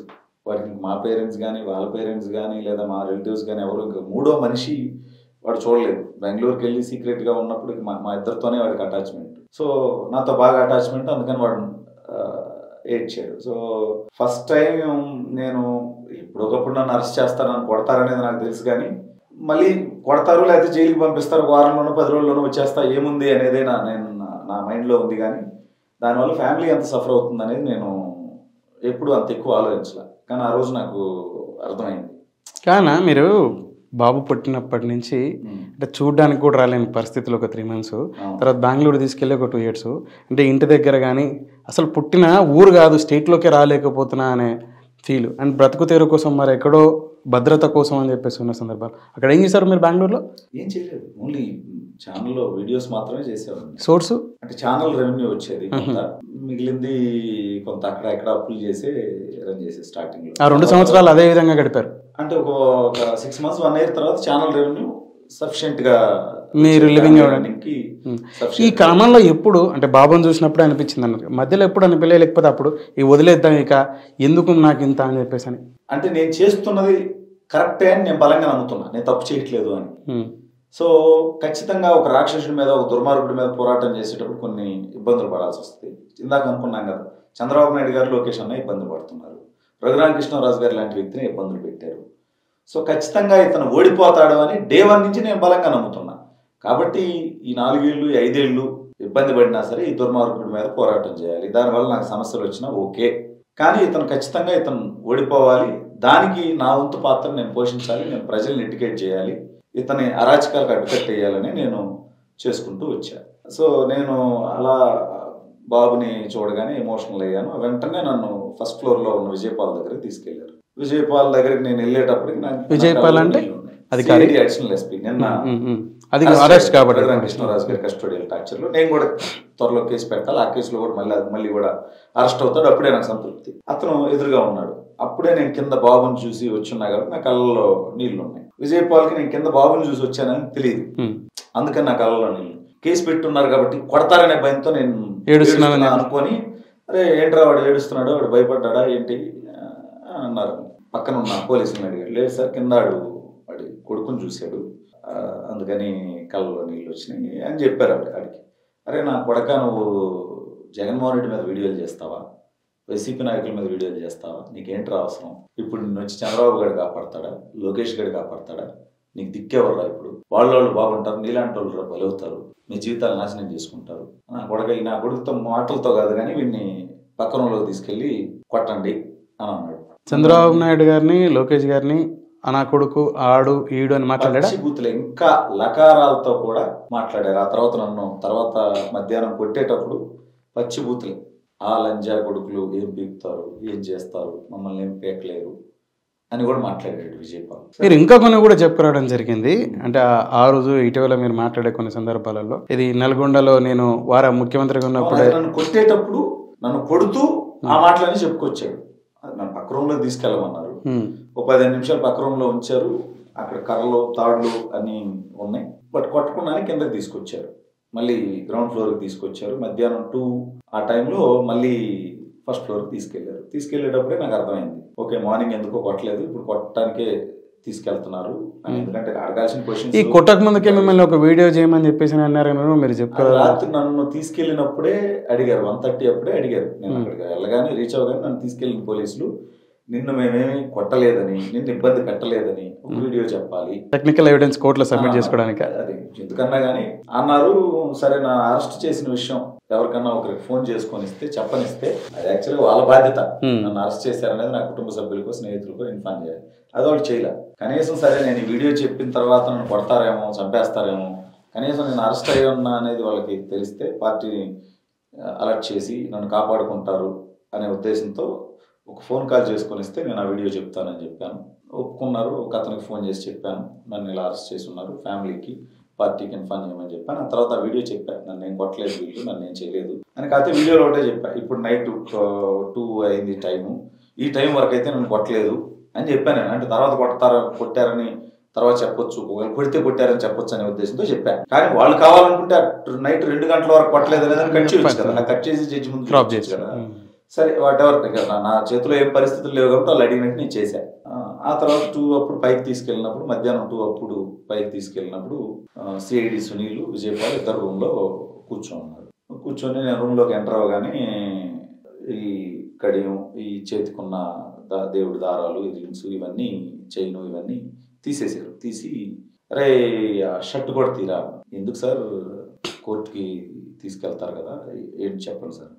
రే నా కొడక, నువ్వు నోరు మూసుకొని షర్ట్ తీస్తావా, లేకపోతే మమ్మల్ని కొట్టి మమ్మల్ని తీయమంటావా. సో ఇక నేను చేయగలిగింది ఏముంది, షర్ట్ నేనే తీసి పక్కన పెట్టాను. నన్ను మోకాళ్ళ మీద కూర్చోబెట్టి 2 చేతులు ఇలా పెట్టించి, ఇలా పెట్టమని 2 చేతులు పైకి లేపి ఇక్కడ 2 చేతులకి ఇక్కడ కట్టేసి, ఈ 2 చేతులకి మెడకి మధ్యలో కర్ర పెట్టాడు. కర్ర పెట్టి అంటే తల కూడా అలా ఇలా తిప్పకుండా, లేదా చేతులు కిందకి కదలకుండా కర్ర పెట్టి దాదాపు ఒక 1/2 అవర్ సేపు నన్ను కంటిన్యూస్గా కొడుతూ, పైన చేతి వేళ్ళకి కరెంట్ షాక్ పెడుతూ, ఈ చేతులకు కట్టిన తాడుని కూడా గట్టిగా టైట్ చేస్తూ, అంటే బ్లడ్ సర్క్యులేషన్ కూడా ఆగి నాకు బాగా పెయిన్ వచ్చేలాగా చేస్తూ కంటిన్యూస్గా ఇక విజయపాల్ తిడుతూనే ఉన్నాడు. నన్ను 1 గంట సేపు కొడితే అందులో దాదాపు 45 నిమిషాలు విజయపాల్ నాన్ స్టాప్గా తిడుతూనే ఉన్నాడు. చంద్రబాబు నాయుడు గారిని, లోకేష్ అన్నని, నన్ను ఇష్టం వచ్చినట్టు. అప్పుడే నేను నల్గొండ డిఎస్పీగా 2004 ముందు చంద్రబాబు నాయుడు గారు ముఖ్యమంత్రిగా ఉన్నప్పుడు ఉన్నాను. నల్గొండలో మీ పార్టీ నాయకుడు కంచర్ల భూపాల్ రెడ్డిని కాలుతో తన్నాను. నువ్వు ఎందుకు తన్నావని కూడా చంద్రబాబు నన్ను అడగలేదు. గుత్తా సుఖేందర్ రెడ్డిని కొట్టాను. ఎందుకు మా ఎమ్మెల్యేని, మా నాయకుడిని కొట్టావని కూడా నన్ను చంద్రబాబు అడగలేదు. సో ఇప్పుడు కూడా చంద్రబాబు ఏమైనా పీకుతాడు అనుకుంటున్నావా? చంద్రబాబు అధికారంలోకి వచ్చినా మమ్మల్ని ఏం పీకలేడు, అధికారంలోకి వచ్చినా ఏం పీకలేడు. గతంలో ఉన్నప్పుడు ఏం పీకలేదు, నేను మీ వాళ్ళని తనినా ఏం పీకలేదు, ఇప్పుడు ఏం పీకలేడు. చంద్రబాబుని నమ్ముకొని నీ జీవితాలు నాశనం అవటం తప్ప ఏం లేదు. నువ్వు జగన్మోహన్ రెడ్డి మీద ఇంకా వీడియోలు చేయకూడదు. చేస్తే ఇంకోసారి మళ్ళీ తీసుకొస్తాం, ఈసారి చంపేస్తాం, అసలు అరెస్ట్ కూడా చూపించాం, ఎక్కడో యాక్సిడెంట్ చేసి చంపేస్తాం, ఏం పీకుతావు, అవసరమా నీకు ఏమి? నువ్వు చంద్రబాబు నాయుడు చెబితేనే ఈ వీడియోలు చేస్తున్నానని, లోకేష్ నీకు నెల నెలా డబ్బులు ఇస్తున్నాడని నువ్వు ఒక వీడియోలో చెప్పాలి అని అన్నారు. అలా ఒక 1/2 అవర్ కొట్టిన తర్వాత ప్యాంట్ తీసేయాలన్నారు. అంటే సార్ చేతులకి తాళ్ళు కట్టేసి నన్ను తీయమంటే ఎలా తీస్తాను? వాళ్ళే తీసారప్ప, పోలీసులో కాదు తెలియదు, సివిల్లో ఉన్నాడు. ఇది వాళ్ళే బాడీ మీద ఏం లేకుండా తీసేసి ఇక కింద కూర్చోబెట్టారు. అప్పటి వరకు మోకాళ్ళ మీద కూర్చోబెట్టి చేతులు పైకి ఎత్తి కొట్టారు. ఆ తర్వాత కింద కూర్చోబెట్టి, గోడకి ఆనించి కింద కూర్చోబెట్టి 2 కాళ్ళు, ఈ కాలు ఒకరు ఇటు, ఈ కాలు ఒకరు ఇటు, ఎంతవరకు చీల్చగలరో అంత గట్టిగా ఇలా చీల్చి, ఇక అసలు బాడీ చీలిపోతుందేమో అన్నంత పెయిన్, నరకం, అలా లాగి ఈ కాలు మీద ఒకరు, ఈ కాలు మీద ఒకరు కూర్చున్నారు. కూర్చొని మళ్ళీ ఇక అరికాళ్ళ మీద కొట్టడం, మళ్ళీ ఇక్కడ కరెంట్ షాక్ పెట్టడం, కంటిన్యూస్గా కొడుతూ మళ్ళీ నువ్వు కొట్టామని జడ్జి ముందు చెప్తావా? చెప్తే ఏమవుద్ది? ఏం పీకలేరు. ఎంపీ రఘురామకృష్ణరాజును కొడితేనే దిక్కులేదు, నువ్వేం పీకుతావు? నీ పార్టీలో నీకంటే పెద్ద నాయకుల్నే మేము కొట్టాం, ఏం పీకగలిగారు? మమ్మల్ని ఏం పీకలేరు. నువ్వు జగన్మోహన్ రెడ్డి మీద ఇంకా వీడియోలు చేయడానికి లేదు. నువ్వు వీడియోలు చేయాలనుకుంటే వైసీపీ తరఫున చెయ్యి, చంద్రబాబు నాయుడు మీద లోకేష్ మీద చెయ్యి, మేము మాట్లాడతాం సీఎంతో, నీకేం కావాలంటే అది ఇప్పిస్తాం. విజయపాల్ గారు అన్నారు అది. విజయపాల్. సునీల్ ఓన్లీ 2-3 సార్లే మాట్లాడాడు. నన్ను కొట్టేదాన్ని ఒక 3-4 సార్లు తన ఫోన్లో వీడియో తీసుకున్నాడు. అక్కడ ఎదురుగా కూర్చోన్నాడు, వీడియో తీస్తున్నాడు. అంటే నేను పెద్దగా అరుస్తుంటే, కేకలు పెడుతుంటే, బాధపడుతుంటే దాన్ని వీడియో తీసుకున్నాడు. విజయపాల్ కంటిన్యూస్గా తిడుతూనే ఉన్నాడు. ఇక చంద్రబాబు ఏం పీకలేడు, చంద్రబాబు మళ్ళీ గెలుస్తాడు అనుకుంటున్నావా, లోకేష్ గారు ఏం పీకుతాడు, వాళ్ళని చూసుకొని నువ్వు వీడియోలు చేస్తావా, ఇట్లా కంటిన్యూస్గా నన్ను తిడుతూ కొడుతూ ఈ రకంగా బూతులు మాట్లాడుతూ నువ్వు కొట్టావని బయట చెప్తే ఇవన్నీ కూడా మాట్లాడింది పాల్, విజయపాలే. సునీల్ గారు, సునీల్ 2 సార్లు, ఒకటి నువ్వు జడ్జి ముందు చెప్తావా కొట్టింది అని ఒకసారి మాట్లాడాడు, ఇంకోసారి నువ్వు వీడియో చేయాలి అనేది అడిగాడు. అంతే. తను మిమ్మల్ని కొట్టలేదా? కొట్టించిందే తను కదా, తన ఎదురుగా తన చెయ్యి మీ మీద కొట్టలేదా? తన చేతితో కొట్టలేదు, విజయపాలు కొట్టలేదు. వాళ్ళిద్దరు కూర్చొని ఈ 5 మందితో వాళ్ళిద్దరూ కొట్టించారు. వీళ్ళకి ఇన్స్ట్రక్షన్ ఇస్తూ విజయపాల్ కంటిన్యూస్ గా ఈ సునీల్ గారు ఇప్పుడు విజయపాల్ గారు తిట్టారని చెప్పేసి అన్నారు కదా, అలా సునీల్ గారు కూడా మిమ్మల్ని ఏమైనా దూషించడం జరిగిందా? చంద్రబాబు నాయుడు గారిని, లోకేష్ గారిని? సునీల్ ఏం తిట్లా, ఏం మాట్లాడలేదు. అతను 2 సార్లు మాట్లాడాడు. ఒకటి, జడ్జి ముందు నేను కొట్టామని చెప్పకూడదు, చెప్తే నేను చంపేస్తామని. 2, లోకేష్ చంద్రబాబు చేయమంటేనే నేను ఈ వీడియోలు చేస్తున్నా, వాళ్ళు డబ్బులు ఇస్తున్నారు అని నువ్వు వీడియోలో చెప్పాలి అని 2 సార్లు మాత్రమే సునీల్ మాట్లాడాడు. మిగిలినంతా కంటిన్యూస్గా తిట్టుతుంది, నన్ను క్వశ్చన్ చేస్తుంది అంతా విజయపాల్. ఇక నువ్వు జడ్జి ముందు చెప్తే నేను చంపేస్తాం, నువ్వు మార్నింగ్ నీ కొడుకుని చూసి ఎమోషనల్ అయ్యావు కదా, నువ్వు చంపేస్తామని కూడా భయపెట్టారు మిమ్మల్ని. నువ్వు బయటికి వెళ్ళిన తర్వాత జగన్మోహన్ రెడ్డి మీద మళ్ళీ వీడియో చేసిన, జడ్జి దగ్గర నిన్ను మేము కొట్టామని చెప్పిన నీ కొడుకు కూడా నీకు ఉండడు. అంటే మార్నింగ్ నేను అంత ఎమోషనల్ అవడం చూశాడు కాబట్టి వాడు నన్ను బెదిరించి మీ కొడుకును కూడా చంపుతామని చెప్పేసి భయపెట్టారు. నీ ఫ్యామిలీని నాశనం చేస్తాం, నువ్వు కనుక బయటకు వెళ్ళి జగన్మోహన్ రెడ్డి మీద వీడియోలు చేసిన, జడ్జి ముందు కొట్టిన విషయం చెప్పిన అని ఇట్లా ఇంకొక అరగంట సేపు కొట్టిన తర్వాత అప్పటికే ఈ చేతులు ఇట్లా నేను కంటిన్యూస్గా పెయిన్ కాబట్టి ఇలా అలా కొని కదిలిస్తూ ఉంటాను కదా, లేదా వాళ్లే రిలాక్స్ చేశారు. కట్టేసిన తాడులో నుంచి, కట్టడం అంటే ముళ్ళు వేల రౌండ్ చుట్టారు, అది కొంచెం లూజ్ అయిందో ఏమో, చెయ్యి జారి వచ్చింది, ఒక చెయ్యి ఆ కట్టేసిన కట్టులో నుంచి జారి వచ్చిన తర్వాత ఇక కొట్టడం ఆపేశారు. ఇక ఆపి ఆ రూమ్లో అటు ఇటు నన్ను నడవమన్నారు. నడవమంటే నేను లేచి నిలబడాలి అంటే నా 2 కాళ్ళు దగ్గరకు రావట్లే, అసలు లేవట్ల, విపరీతమైన పెయిన్, అసలు నా కంట్రోల్లో నాకు లేదు. వాళ్ళు మధ్యలో కుట్టేటప్పుడు గొంతు తడారిపోయి వాళ్ళు కరెంట్ షాక్ పెడుతూ కొడుతుంటే అని వస్తుంటే ఇక స్పృహ తప్పి పడిపోతానో చస్తానో, మధ్యలో వాటర్ బాటిల్ తీసుకొచ్చి ఒక 4-5 డ్రాప్స్ వాటర్ నాలుగు మీద వేసి నాలుగు తడిపేవాళ్ళు. అట్లా ఒక 4-5 సార్లు జరిగిందండి. గొంతు కూడా తడారిపోయి అట్లా. సో ఈ పరిస్థితుల్లో లేచి నిలబడం అంటే నేను నిలబడలేకపోతున్నాను. నా చేతులు కూడా కరెంట్ షాక్ పెట్టి అప్పుడు దాకా ఇట్లా కట్టేసి కొట్టున్నారు కాబట్టి చేతులు కూడా ఇలా వంకరపోయి ఇలా షేక్ అవుతుంది, కాళ్ళు రావట్లా. సార్ నిలబడలేకపోతున్నాను అంటే, నా కొడక లేచి నడుస్తావా మళ్ళీ కొట్టమంటావు. ఇక దాన్ని తప్పించుకోవడం కోసం అన్నా శక్తిని అంతా కూడగట్టుకొని లేచి నిలబడాలి. ఒక్కొక్క అడుగు కాళ్ళు కూడా దగ్గరకు రావట్లా. అయినా సరే ఇలా మెలికలు పడి ఉన్నా సరే ఇలా లేచి ఒక ట్రై చేశాను నడవడానికి. అట్లా ఒక 20 నిమిషాలు నువ్వు నడువు అంటే 20 నిమిషాలకి కొంత స్టేబుల్ గా చేతులు బాడీ అంతా షేక్ అవుతుంది, బట్ కనీసం నిలబడి నడవగలిగే స్థితికి ఒక 20 నిమిషాలకు వచ్చా. ఇక అప్పుడు నన్ను మళ్ళీ కిందకి తీసుకొచ్చి ఒక 2 అవర్స్ గ్యాప్ ఇచ్చి గుంటూరు గవర్నమెంట్ హాస్పిటల్కి తీసుకొచ్చారు. గవర్నమెంట్ హాస్పిటల్కి తీసుకొస్తే అక్కడ సూపరింటెండెంట్ ప్రభావతం, ఆవిడ ఆల్రెడీ రఘురామకృష్ణరాజు గారి కేసులో ఏం చేసిందో నాకు తెలుసు. వచ్చింది, అసలు నన్ను చూడలేదు, టేబుల్ మీద కూర్చుంది, అక్కడ పేపర్ ఉంది, నో ఇంజ్యూరీస్ అని చెప్పి రాసింది, వెళ్ళిపోయింది అంతే. ఇదంతా ఒక 30 సెకండ్స్ గ్యాప్ లో జరిగింది. లోపలికి వచ్చింది, నో ఇంజ్యూరీస్ అని రాసింది, సంతకం పెట్టింది, వెళ్ళిపోయింది. ఒళ్ళంతా ఇంత ఇంజ్యూరీ అనేది అసలు నా మొహమే చూడలా, నా పేరెంట్స్ అడగాలి, నా మొహం చూడలే, ఏమి చూడలే. ఇంజ్యూరీస్ అంటే బ్లడ్ ఏం లేదు, లేదా బయటికి కనిపించేలా గాయాలేం లేవు. సో అలా రాసేసి వెళ్ళిపోయింది. మళ్ళీ నన్ను సిఐడి ఆఫీస్కి తీసుకెళ్లారు. ఒక 2-3 అవర్స్ మళ్ళీ అక్కడ కూర్చోబెట్టి, నువ్వు జడ్జి ముందు చెప్పకూడదు, నిన్ను కొట్టామని చెబితే నీకు బెయిల్ రాదు, నీ ముందు కూడా వెంకటేష్ అన్న కుర్రోడు ఇలాగే చెప్పాడు కొట్టారని, అతనికి బెయిల్ రాలేదు, నువ్వు కూడా అలాగే ఇబ్బంది పడతావు, లేదా చెప్పావంటే నీకు బెయిల్ రాదు, మళ్ళీ తీసుకొచ్చి మళ్ళీ కొడతాం, నువ్వు కొట్టామని చెప్పకూడదు. ఎంటీ పేపర్ల మీద కొన్నింటి మీద అప్పుడు సిఐగా ఉన్న వ్యక్తి శ్రీనివాసరావు అని, ఇప్పుడు కూడా ఉన్నాడు, సిఐగా ఉన్నాడు, పోస్టింగ్లో ఉన్నాడు వేరే చోట. అతను ఎంటీ పేపర్ల మీద సంతకాలు పెట్టించుకున్నాడు. అలాగే ఒక ఫాల్స్ అలిగేషన్స్ అన్నీ ఒక డాక్యుమెంట్ రాసుకుని వాటి మీద సంతకం పెట్టమన్నారు. సంతకం పెట్టేటప్పుడు పెట్టే టైంలో మనకు కొన్ని లైన్స్ కనిపిస్తాయి కదా, చదవగలం కదా, ఒక 2-3 లైన్స్ అలా చదివా. నేను ఎవరినో డబ్బులు డిమాండ్ చేశానని, ఇవ్వకపోతే చంపేస్తానని బెదిరించానని, అందుకే ఈ కేసు అని రాసి ఉన్నారు. ఏంటి సార్ నేను డబ్బులు అడగటం ఏంటి, చంపేస్తానంటాం ఏంటంటే, రే నా కొడుక నువ్వు సంతకం పెడతావా పెట్టించమంటావా అన్నాడు ఈ శ్రీనివాసరావు. అంటే పెట్టకపోతే మళ్ళీ కొడతాం అని. ఇక ఏం చేస్తాం, మళ్ళీ కొట్టించుకునే లేదు. నేను పెట్టక తప్పదు, ఇక సంతకాలు పెట్టేసా, వాళ్ళు చెప్పిన చోటల్లో సంతకాలు పెట్టేశా. ఆ తర్వాత నైట్ 9-9:30 అప్పుడు జడ్జి గారి ఇంటికి తీసుకెళ్లారు నన్ను. అక్కడికి వెళ్ళేసరికి అక్కడ తెలుగుదేశం పార్టీ నాయకులు, కార్యకర్తలు, నా బంధువులు, స్నేహితులు 200-300 మంది జనాలు అక్కడికి వచ్చి ఉన్నారు. అక్కడికి వచ్చి ఉంటే అక్కడ ఉన్న తెలుగుదేశం పార్టీ సీనియర్ నాయకుల ద్వారా లోకేష్ అన్న మాట చెప్పించాడు. వాడికి అంటే నన్ను జీజీహెచ్కి తీసుకెళ్లేటప్పుడే అందరికి అర్థమైపోయింది నన్ను కొట్టారు అనేది, నేను నడవలేకపోవటం ఇదంతా చూసి. సో వాడికి ఏమైతే జరిగిందో అది జడ్జి గారి ముందు చెప్పండి, ఆ తర్వాత నేను చూసుకుంటా, వాడికి ఏ ఇబ్బంది లేదు, వాడికి ధైర్యం చెప్పండి అని లోకేష్ అన్న చెప్తే ఆ నాయకులు చెప్పిన వరకు అప్పటి వరకు చెప్పాలా లేదా, చెప్తే మళ్ళీ ఏం చేస్తారు, మళ్ళీ నా ఫ్యామిలీని ఏమన్నా చేస్తారేమో, నన్ను ఏమన్నా చేస్తారేమో అని భయపడింది నేను.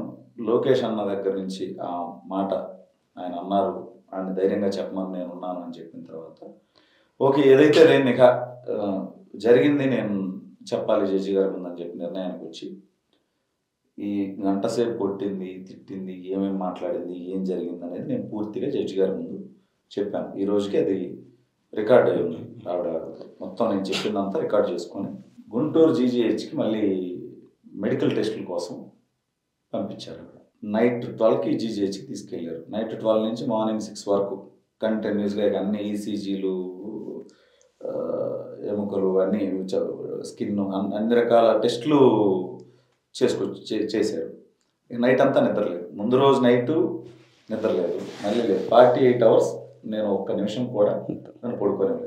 ఇంత పెయిన్స్ ఇంత అని చెప్పినా కానీ ఆ జీజీహెచ్లో ఒక్క ఇంజెక్షన్ కానీ ఒక ట్యాబ్లెట్ కానీ ఇవ్వలేదు, పడుకోనివ్వలేదు. మళ్ళీ రోజు మధ్యాహ్నానికి సరే రాత్రి నన్ను తీసుకెళ్ళి టెస్ట్ చేస్తున్నప్పుడు అప్పుడు నైట్ డ్యూటీలో వేరే డాక్టర్స్ ఉంటారు కదా, వాళ్ళు ఈ చేతులు ఇక్కడ కొంచెం బ్లడ్ క్లాట్ అయ్యి కంది లావుగా వాచిపోయి ఉండడం, కాళ్ళు కూడా దెబ్బలు తగిలినట్లు ఉండడం, ఇవి వాళ్ళు గమనించి వాళ్ళు రాశారు చిన్న చిన్న ఇంజురీస్ ఉంది, సంథింగ్ ఏదో అతని మీద అటాక్ జరిగినట్లుంది అని. ఎందుకంటే వాళ్ళు కొట్టేటప్పుడే చెప్పారు నీకేమన్నా గాయాలు ఉన్నాయా, నువ్వు కొట్టావని చెప్తే అక్కడ ఏమైనా ప్రూఫ్ ఉందా అని. వాళ్ళు ఆ స్టైల్ వాళ్ళకి తెలుసు కాబట్టి ఆ స్టైల్లోనే కొట్టారు. సరే నేను ఇక వాళ్ళు రాశారు, ఒక 2-3 మాత్రం ఇక్కడ ఉన్న గాయాల గురించి రాశారు. కానీ పొద్దున్నే మళ్ళీ జీజీహెచ్ సూపరింటెండెంట్ అవన్నీ చెత్తపొక్కలు వేసి మళ్ళీ నో ఇంజురీస్ అని చెప్పి మళ్ళీ రాసి కోర్టుకు పంపించింది. మళ్ళీ రోజు మధ్యాహ్నం కోర్టుకి 2-3 గంటల టైంలో కోర్టుకు వెళ్ళినప్పుడు నేను జడ్జి గారి ముందు చెప్పాను, నాకు 2 రోజుల నుంచి నిద్రలేదు, నాకు కనీసం ఒక ఇంజక్షన్ ఇవ్వలేదు, ఒక ట్యాబ్లెట్ ఇవ్వలేదు, ఆవిడ నన్ను చూడకుండానే నో ఇంజురీస్ అని ముందు రోజు రాసిపోయింది, మళ్ళీ ఇప్పుడు కూడా అలాగే రాసి ఉంటుంది, నాకు నమ్మకం లేదు మేడం, నాకు కనీసం ఫుడ్ కూడా పెట్టలేదు, వీళ్ళు మళ్ళీ నన్ను చంపేస్తారు, మీరు నన్ను ఆర్మీ హాస్పిటల్ కన్నా రిఫర్ చేయండి రఘురామకృష్ణరాజు గారిని చేసినట్టు, లేదంటే ఏదన్నా రెప్యూటెడ్ ప్రైవేట్ హాస్పిటల్ కన్నా రిఫర్ చేయండి నా మెడికల్ టెస్ట్లకి, నన్ను కొట్టారు అనేది ప్రూవ్ అవ్వడం కోసం. గాయాలు బ్లడ్ లేకపోవచ్చు కానీ బట్ కొట్టారు అనేది ప్రూవ్ అయ్యింది వెంటనే 1-2 డేస్లో హాస్పిటల్లోకి వెళ్తే, ఎందుకంటే చిన్న చిన్న దెబ్బలు అన్నా ఉంటాయి కాబట్టి అని నేను జడ్జి గారిని అడిగాను. బట్ ఆవిడకి ముందు రోజు, ఇప్పుడు మన ఇద్దరం ఎంత డిస్టెన్స్లో కూర్చున్నాము, ముందు రోజు జడ్జి గారికి ఇంత దగ్గరగా కూర్చొని నేను అదే లేక కూర్చొని నేను గంట సేపు చెప్పాను ఆవిడకి నన్ను ఎలా కొట్టారు ఏంటనేది. ఆవిడకి ప్రూఫ్ లేకపోవచ్చు కానీ నన్ను కొట్టారని ఆవిడకి అర్థమైపోతుంది కదా, నన్ను కొట్టారు, నాకు పెయిన్స్ ఉన్నాయి, దెబ్బలు ఉన్నాయి అనేది ఆవిడకి అర్థమవుతుంది కదా, ఆవిడకి అర్థమైంది. సో ఆవిడ పోలీసుల్ని మీరు అతన్ని ఎంత బ్రూటల్గా టార్చర్ చేశారు, ఎలా థ్రెట్ చేశారో అర్థమవుతుంది, మీరు పెట్టిన దాంట్లో ఈ డబ్బులు తీసుకున్నాడు, చంపేస్తా అని బెదిరించాడు అనేది కేవలం అతన్ని 7 years అబోవ్ సెక్షన్ ఉండడం కోసం ఈ 386 అనేది పెట్టడం కోసం ఈ ఫేక్ పెట్టారు. నాకు అర్థమైంది. ఈ సెక్షన్ నేను కొట్టేస్తున్నాను, అతను రిమాండ్ రిజెక్ట్ చేస్తున్నాను, మీకు కావాలనుకుంటే 41 నోటీస్ ఇవ్వండి, లేదా అతనితో వ్యక్తిగత పూచికత్తు తీసుకొని అతన్ని వదిలేయండి అని చెప్పింది పోలీసులకి. ఆవిడ ఎప్పుడైతే అలా చెప్పారో వెంటనే వీళ్ళు అక్కడి నుంచి వెళ్ళిపోయారు పోలీసులు, సిఐడి పోలీసులు. నాకు 41 నోటీస్ ఇవ్వలేదు, నాతో ఏమి సిగ్నేచర్స్ తీసుకోలేదు, అక్కడి నుంచి వెళ్ళిపోయారు. వాళ్ళ టార్గెట్ కేసు నిలవడమో, నన్ను జైలుకి పంపించడం కాదు, నన్ను తీసుకురావాలి, కొట్టాలి, బెదిరించాలి, ఇంకా నేను వీడియోలు చేయకుండా ఆపేయాలి. వాళ్ళ నాయకుడు జగన్మోహన్ రెడ్డి ఆదేశాలను పాటించి అతన్ని సంతోషపరచాలి. ఆ టార్గెట్ రీచ్ అయిపోయారు కాబట్టి అక్కడి నుంచి పారిపోయారు. ఇప్పుడు మీరైతే చెప్పుకోగలిగారు కానీ జడ్జి ముందర రాజేష్ మహేశ్వరి మీద కూడా కొట్టారు పోలీసులు అని చెప్పేసి అనేది ఉంది. కానీ తాను కొట్టలేదని చెప్పేసి చెప్పుకున్నాడని, తనతో ఉన్న వ్యక్తి కొట్టాడని చెప్పేసి అని. సంతుబాబు అనే తెలుగుదేశం కార్యకర్త ఉదాంతం కూడా చూసాం. తన భార్య డెలివరీ టైంలో పోతా ఉంటే ఇలా మీలాగా అంటే తెలుగుదేశం ఇప్పుడు రఘురామకృష్ణరాజు గారు అయితే తను కాళ్ళు ఏ విధంగా కందిపోయినాయి, సునీలే కొట్టాడని కూడా చెప్పాడు. అందు వీడియో మీలాగానే రికార్డ్ చేసేసి పంపించాడు. ఐ థింక్ సజ్జల గారికే పంపించారని చెప్పేసి నేను అనుకుంటున్నా అని చెప్పేసి చెప్పుకోవడం జరిగింది. ఇలా మీలాగా పార్టీలో ఒక 10 నుంచి 20-30 మంది మీద దాడి జరిగింది పోలీసు అధికారులు. కానీ మాజీ శాసనసభ్యులు, మాజీ మంత్రులను కూడా కొట్టారు అని వాళ్ళు నన్ను కొడుతూ అన్నారు. నన్ను కొట్టేటప్పుడు వాళ్ళు అన్నారు. కానీ మీలాగా కొందరు చెప్పుకోగలేరు. అదే మీరే సందిగ్ధంలో ఉన్నా కానీ లోకేష్ గారి నుంచి భరోసా రావడంతో నేను చెప్పుకోగలిగినా కానీ లోకేష్ అన్న ఆ మాట లేకపోతే నేను కూడా మీరు అలా కొందరు చెప్పుకోలేకపోకుండా ఉండిపోయిన వ్యక్తుల సంఖ్య కూడా చాలా వరకు ఉంది. ఇప్పుడు విజయపాల్ గారికి నేను అరెస్ట్ అవ్వడం జరిగింది కదా, మీరు ఏ విధమైన శిక్షలు ఉంటాయని అనుకుంటున్నారు? మీ మీద అంత అంటే దారుణంగా దాడి చేసిన టార్చర్కి సంబంధించి 10 సంవత్సరాలు జైలు శిక్ష పడుతుంది. అది రఘురామకృష్ణరాజు గారి కేసులో నేను అరెస్ట్ అయ్యాడు. నేను నెక్స్ట్ వీక్ నేను లీగల్ టీంతో మాట్లాడుకొని, పార్టీ పెద్దలతో మాట్లాడుకొని, వాళ్ళతో ఆల్రెడీ మాట్లాడుతున్నా, ఫైనల్ చేసుకొని నేను కూడా కేసు అయిపోతున్నా. నాది కూడా మళ్ళీ విజయపాల్కి ఇంకో కేసు అవుతుంది. అందులో ఉన్న సునీల్, సిఐ, పోలీసులు అందరూ. ఒక అతను అయితే సునీల్ నాయక్ అనే అతను అయితే బీహార్ కేడర్ IPS, ఇప్పుడు బీహార్కి పోయి ఉన్నాడు. మళ్ళీ వెనక్కి వెళ్ళిపోయాడు ఎలక్షన్ల ముందే తెలివిగా తప్పించేసుకున్నా, ఇప్పుడు చేసిన తప్పుల నుంచి అని. అతనికి కూడా లాక్కొస్తా. ఈ దేశంలో అతను కూడా నన్ను కొట్టడంలో, నా మీద అక్రమ కేసు పెట్టడంలో అతను కూడా భాగస్వామి. ఇట్లా ఎవరైతే నా కేసుల్లో ఉన్నారో, ఎవరైతే నన్ను ఇబ్బంది పెట్టారో అక్రమ కేసులు పెట్టి, వాళ్ళలో ఏ ఒక్కడిని వదిలిపెట్టే సమస్య లేదు. చిన్న మాట, యాక్చువల్గా అంటే మీ మీద దాడి జరిగింది కదా, ఈ కేసు బలంగా ఉండాలా అంటే తెలుగుదేశం పార్టీ నాయకులలో, కార్యకర్తలలో ఒక సింపతి ఉండాలి అనే కారణం చేత నేను వారన్నారు వీరన్నారు అని కాకుండా నేనే అడుగుతున్న ప్రశ్న. ఎందుకంటే అక్కడ ఎట్లా కామెంట్ చేశారు, ఆ నాయకుడు అనడం కారణం చేత ఈ క్వశ్చన్ మీ ముందర పెడుతున్నా అన్నట్లే నాకు కలిగిన సందేహాన్ని మీ ముందర ఉంచుతున్నా. చంద్రబాబు నాయుడు గారిని వాడు ఈడు అన్నాడని చెప్పేసి అని, లోకేష్ గారిని లేకపోతే కంచర్ల భూపాలరెడ్డిని నేను తన్నాను, గుత్తా సుఖేందర్ రెడ్డి గారిని తన్నాను అంటే అది 4 గోడల మధ్యలో జరిగింది, దానికి రికార్డు లేదు. నేను ఇప్పుడు చెప్తే ఈ అంశాలన్నీ వాళ్ళని కూడా ఈ విధంగా దూషించడం జరిగిందని వాళ్ళు కూడా రెస్పాండ్ అవుతాయి. దీని మీద అటెన్షన్ క్రియేట్ అవుతుంది, వాళ్ళ మీద ఒత్తిడి ఉంటుంది, వాళ్ళ మీద చర్యలు ఉంటాయని మీరేమైనా కాన్స్పిరసీ క్రియేట్ చేశారా?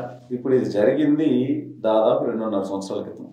నేను ఈ రోజు చెప్పట్లా, ఆ రోజు జడ్జి గారి ముందే అప్పుడు కూడా ఈ ఉద్దేశంతో ఏమైనా చెప్పారా? నన్ను కొట్టిన 2-3 గంటల్లో విపరీతంగా చావు దెబ్బలు కొట్టి పోలీసులు అదుపులోనే ఉన్నా. నేను వాళ్ళ కస్టడీలోనే ఉన్నా.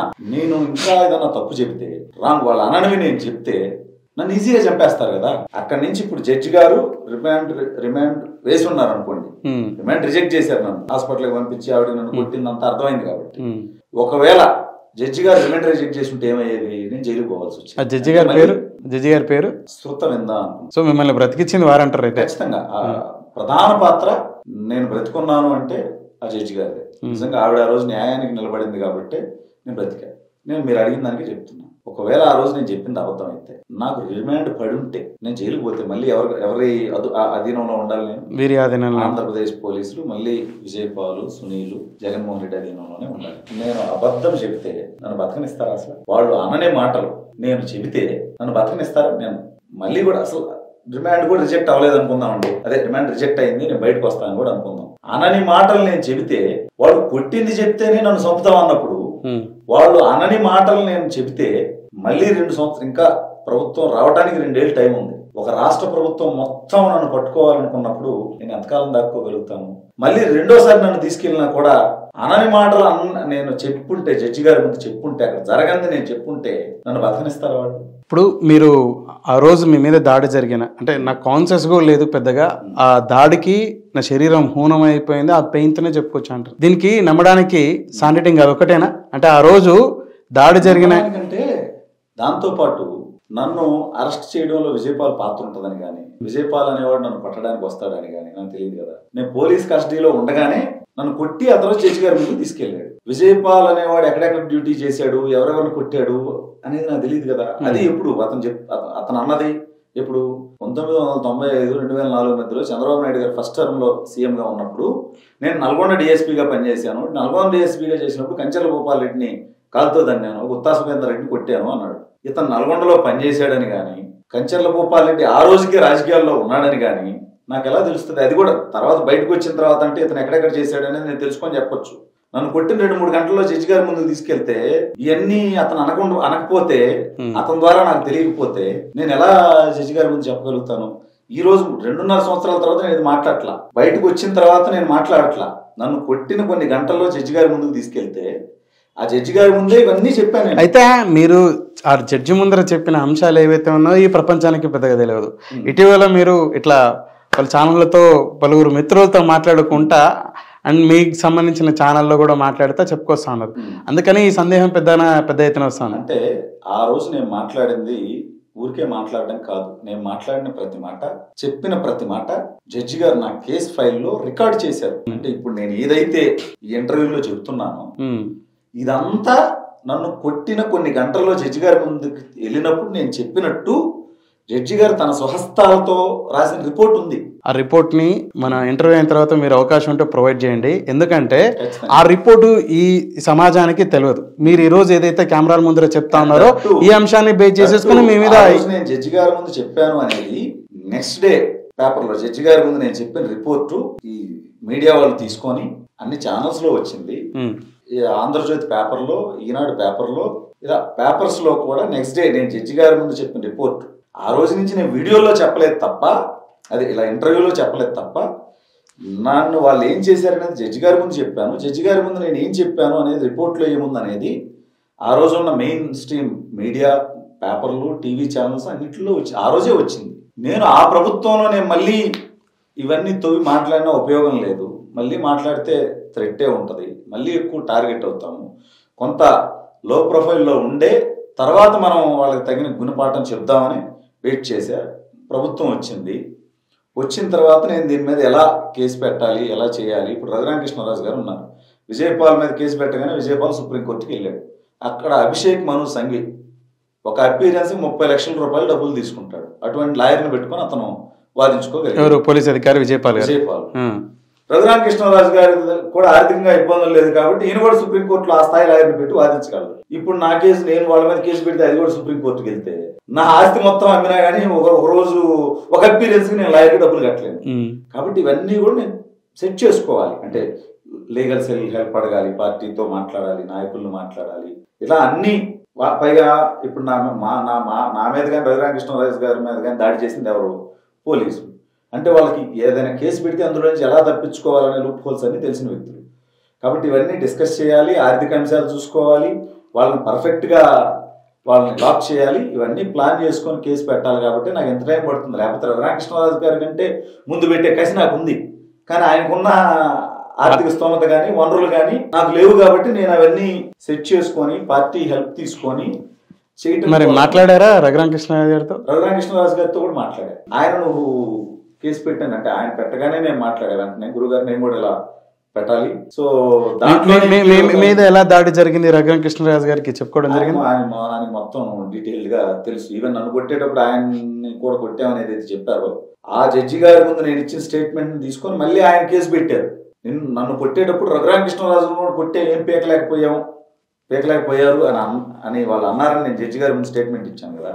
ఇదిగో మళ్ళీ నా తర్వాత ఇంకొక అతన్ని కొట్టేటప్పుడు కూడా నన్ను కొట్టామనేది వీళ్ళు అన్నారంట అనే నా స్టేట్మెంట్ తీసుకొని రఘురామకృష్ణరాజు గారు మళ్ళీ కేసు వేసాడు. అప్పట్లోనే వేసాడు దీని మీద నేను చెప్పిన తర్వాత. సో రాజు గారితో నేను మాట్లాడాను. రాజు గారు నేను ఇట్లా వేయాలనుకున్నాను, అసలు మీ కేసులోనే నన్ను ఇంప్లీడ్ అవ్వమంటారా అంటే, నన్ను కూడా కొట్టారని మీ కేసులో ఇంప్లీడ్ అవ్వమంటారా అంటే, లేదు అప్పుడు ఒకే కేసు అవుతుంది, ఆడికి తగిన శిక్ష పడాలంటే నా కేసు సపరేట్గా, నీ కేసు సపరేట్గా, ఇంకెవరన్నా బాధితులు ఉంటే వాళ్ళ కేసు సపరేట్గా ఉంటే ఇవన్నీ నంబర్ ఆఫ్ కేసెస్ అవుతాయి. వాటి వల్ల ఆడికి పడే శిక్ష, ఇప్పుడు రఘురామకృష్ణరాజు గారి కేసులో నేను ఇంకొంతమంది కలిసామనుకోండి, అతనికి 10 సంవత్సరాలు శిక్ష పడాల్సి ఉంటే 10 ఏళ్ళే పడుతుంది. కానీ నా కేసు సపరేట్గా, రఘురామకృష్ణరాజు గారి సపరేట్గా, మిగిలిన వాళ్ళు సపరేట్గా ఉంటే ఆ శిక్ష వేరే, ఈ శిక్ష వేరే, ఈ శిక్ష వేరే, వాడు బతికున్నంతకాలం జైల్లోనే ఉంటాడు. ఇది ఒక ఎగ్జాంపుల్ అవ్వాలి. ఎవరికైనా తప్పుడు కేసులు పెట్టాలంటే, ఈ రకంగా కస్టోడియల్ టార్చర్ చేయాలంటే పోలీసులకి ఒక ఎగ్జాంపుల్గా ఉండే విధంగా, ఇంకోసారి తప్పు చేయాలంటే భయపడే విధంగా ఖచ్చితంగా చేస్తాం. ఇది ఎందుకోసం వాళ్ళు చేశారని మీరు భావిస్తున్నారు? ఇప్పుడు వారు మీకు గతంలో తెలియదు, మీరు అన్నారు మీకు విజయపాల్ ఎవరో తెలియదు. విజయపాల్ గారికి కూడా మీరంటే ఎవరో తెలిసిండకపోవచ్చు, జస్ట్ ఆ సందర్భంలో తప్ప, అంతకు మించి తెలిసిండకపోవచ్చు. ఎందుకని మరి అంత క్రూషియల్ గా దాడి చేయడం జరిగిందని చెప్పేసి అంటే, అలాగే సునీల్ గారు కూడా RRR గారిని అని చెప్పేసి, రాజేష్ మైసానా, ఇంకా ఇప్పుడు సంతుబాబు అని నేను ఇందాక చెప్పుకొచ్చినట్టు, ఇంకా తెలుగుదేశం పెట్టి చాలా మంది నాయకులు, కుల రవీంద్ర గారిని కానీ, బనాన్పల్లికి సంబంధించిన BC జనార్దన్ రెడ్డి గారికి సంబంధించిన ఉదాంతం తీసుకున్న వీళ్ళందరి మీద అధికారులు ఎందుకని అంత అత్యుత్సాహం అని చెప్పేసి అంటారు? తర్వాత వాళ్ళకి తెలుసు కూడా, రాజ్యాంగం తెలుసు, కాన్సిక్వెన్సెస్ ఒకవేళ మీరు ఇట్లా ఫైట్ చేస్తే ఇలా ఉంటుందని. అంటే ఇందులో 2 విషయాలు. ఒకటి, వాళ్ళు జగన్మోహన్ రెడ్డి నిజంగా ఒక 20-30 ఏళ్ళు అధికారంలో ఉంటాడనేది నమ్మారు వాళ్ళు. 1. 2, కులం కోసం కొంతమంది, మతం కోసం కొంతమంది, డబ్బు కోసం కొంతమంది, ప్రమోషన్ల కోసం కొంతమంది, భయపడి ఇంకొంతమంది. ఈ 5 రకాల రీజన్స్ తో జగన్మోహన్ రెడ్డికి శాశ్వతంగా అధికారంలో ఉంటాడనే భ్రమతో, మనకేమీ ఇబ్బంది రాదు అనే ఆలోచనతో ఇంత దురాగతాలకి, ఇంత అరాచకాలకి వాళ్ళు తెగబడ్డారు. వాటికి వాళ్ళందరూ శిక్ష అనుభవిస్తారు. ఖచ్చితంగా తప్పు చేసిన ప్రతి ఒక్కడికి మేము చట్టం ద్వారానే శిక్షిస్తాం. వైసీపీ లాగా మేము ఏదో కస్టోడియల్ టార్చర్ చేయడము, లేకపోతే బయట దాడులు చేయడము ఇలా కాదు. న్యాయస్థానాల ముందు నిరూపించి, న్యాయస్థానాలు విధించే శిక్షల ద్వారానే వాళ్ళు శిక్షిస్తాం. ఇంకొకటి తప్పు చేయాలంటే భయపడే విధంగా చేస్తాం. చివరిగా మీరంటే అంటే చావో బ్రతుకు అని చెప్పేసి అని తెగించి బయటకు వచ్చి అంటే కెమెరాలలో మాట్లాడడం జరిగింది. ఈరోజు కూడా తర్వాత ఏదైనా అవ్వచ్చు అనే ధైర్యంతో ముందుకెళ్తా ఉన్నారు. సుదీర్ఘ రాజకీయ అనుభవం ఉండొచ్చు, సమాజం పట్ల అవగాహన ఉండొచ్చు, లేకపోతే మీరు చదివినటువంటి చదువు ద్వారా మీరు పొందిన జ్ఞానం ఉండొచ్చు. కానీ ఇలా చాలామంది లేని కారణం చేత అధికారులని ప్రశ్నించాలంటేనే వాళ్ళు చేసిన దాడిని చెప్పుకోలేకపోయింది. వీళ్ళ పరిస్థితి ఏంటంటారు? అంటే ఎవరికి వాళ్ళు ముందుకు రావాలి. ఎవరన్నా బాధితులు ఉంటే, ఈ రకంగా ఇబ్బంది పడి ఇన్నాళ్ళు చెప్పుకోలేని పరిస్థితుల్లో ఉంటే ఖచ్చితంగా అటువంటి వాళ్ళు నా దృష్టికి తీసుకురావచ్చు, పార్టీ దృష్టికి తీసుకురావచ్చు, ప్రభుత్వం దృష్టికి తీసుకురావచ్చు. ప్రతిరోజు తెలుగుదేశం పార్టీ కార్యాలయంలో గ్రీవెన్స్ సెల్ ఉంటుంది. అక్కడ పార్టీ నాయకులు, మంత్రులు, శాసనసభ్యులు, సీనియర్ నాయకులు ఉంటున్నారు. వాళ్ళకి వెళ్ళి కంప్లైంట్ ఇవ్వచ్చు. అక్కడ దాకా వెళ్ళలేని వాళ్ళు ఉంటే నా దృష్టికి తీసుకురావాలనుకున్నా తీసుకురావచ్చు. ఖచ్చితంగా నేను వాటిని ప్రభుత్వం దృష్టికి తీసుకెళ్తా. నేను మీ దృష్టికి తీసుకురావాలంటే త్రూ వయా అది వాట్సాప్ మెయిలా లేకపోతే నా ఛానల్లోనే మెయిల్ ఐడి ఉంటుంది, ఘర్షణ మీడియా మెయిల్ ఐడి, ghrshamedia@gmail.com అని. ఆ జీమెయిల్ కి పెట్టొచ్చు. లేదంటే ఘర్షణ మీడియా ఫేస్బుక్ పేజ్ ఉంది, దాంట్లో మెసేజ్ పెట్టొచ్చు. లేదంటే X లో, ట్విట్టర్ లో ఉన్నాను, ట్విట్టర్ లో అయినా నాకు మెసేజ్ చేయొచ్చు. నేను దానికి పరిష్కారం చేస్తాను అని నేను ఫేక్ హామీలు ఇవ్వలేను, కానీ ప్రభుత్వ పెద్దల దృష్టికి అయితే నేను తీసుకెళ్ళగలను. సార్, మన వేదిక ద్వారా ఆంధ్రప్రదేశ్ ఏదైతే 13 జిల్లాలు ఉన్నాయో 2019 నుంచి 24 ఈ మధ్య కాలంలో 5 సంవత్సరాలు అధికారుల చేత, నాయకుల చేత బాధింపబడి ఉంటే, మీరు ఏదైనా కారణం చేత అది చెప్పలేకపోయి ఉంటే, లేదా చెప్పుకోనున్నా కూడా మీకు రెస్పాన్స్ రాకపోయి ఉంటే, అది ముఖ్యమైనటువంటి నాయకులకు చెప్పుకున్న అంటే వాళ్ళు నోటీస్ చేయకపోవడమో లేకపోతే రెస్పాన్స్ రాకపోతే, మరొక అవకాశంగా భావించి ghrshamedia@gmail.com దానికి మీ సమస్యని చెప్పగలిగితే, అన్ననే మిమ్మల్ని కాంటాక్ట్ చేసేటప్పుడు మీకు క్లియర్గా చెప్పగలిగితే, మీరు నిజంగా బాధింపబడి ఉంటే మీ సమస్యని అధినాయకులు అదేదో ఈరోజు అధికారులు ఎవరైతే ఉన్నారో ముఖ్యమైన అధికారుల దగ్గర కానీ నాయకుల దగ్గరికి తీసుకెళ్ళి మీకు న్యాయం చేకూర్చడానికి ఓ చిన్నపాటి ప్రయత్నాన్ని అయితే, ఎందుకంటే ఒక బాధితుడిగా ఏ మేరకు చావంచుల్లాకి వెళ్ళేసి వచ్చాడో చూశాడు కాబట్టి వాళ్ళకి ఉండాలి, మళ్ళీ శిక్ష ఉండాలి కాబట్టి ఆ బాధ్యత నేను తీసుకుంటాను మన మీడియా వేదిక ద్వారా చెప్పుకోవడం జరుగుతుంది. ఒక చిన్న మొదటి ఆర్థం తెలుగుదేశం పార్టీ కార్యాలయంలో ప్రతిరోజు గ్రీవెన్స్ సెల్ నడుస్తుంది. ఎవరైనా సామాన్యుడు ఎవరైనా సరే వెళ్ళి అక్కడికి వెళ్ళి కంప్లైంట్ ఇవ్వచ్చు. ఖచ్చితంగా దాని మీద చర్యలు. అక్కడికి వెళ్ళలేని పరిస్థితి వెళ్ళలేము, లేకపోతే అదంతా ఖర్చుతో కూడుకున్నది అనుకుంటే వాళ్ళకున్న స్థానిక నాయకుల ద్వారా, శాసనసభ్యుల ద్వారా, మంత్రుల ద్వారా ప్రయత్నం చేయొచ్చు. అక్కడికి కూడా వెళ్ళలేము, లేకపోతే మధ్యలో ఏదన్నా అడ్డంకులు ఉన్నాయి అనుకుంటే మీరు అన్నట్టు మనకి మెయిల్ చేయొచ్చు, వేరే వేరే మార్గాల ద్వారా మనకి తీసుకురావచ్చు. దాన్ని నేను కూడా మళ్ళీ పార్టీ దృష్టికి, ప్రభుత్వ పెద్దల దృష్టికి తీసుకెళ్ళి అది పరిష్కారం అవడం కోసం నా వంతు ప్రయత్నం నేను చేస్తాను. క్లుప్తంగా ఒక 4 ప్రశ్నలు అడుగుతా అన్న, సమాధానాలు ఇవ్వగలరు.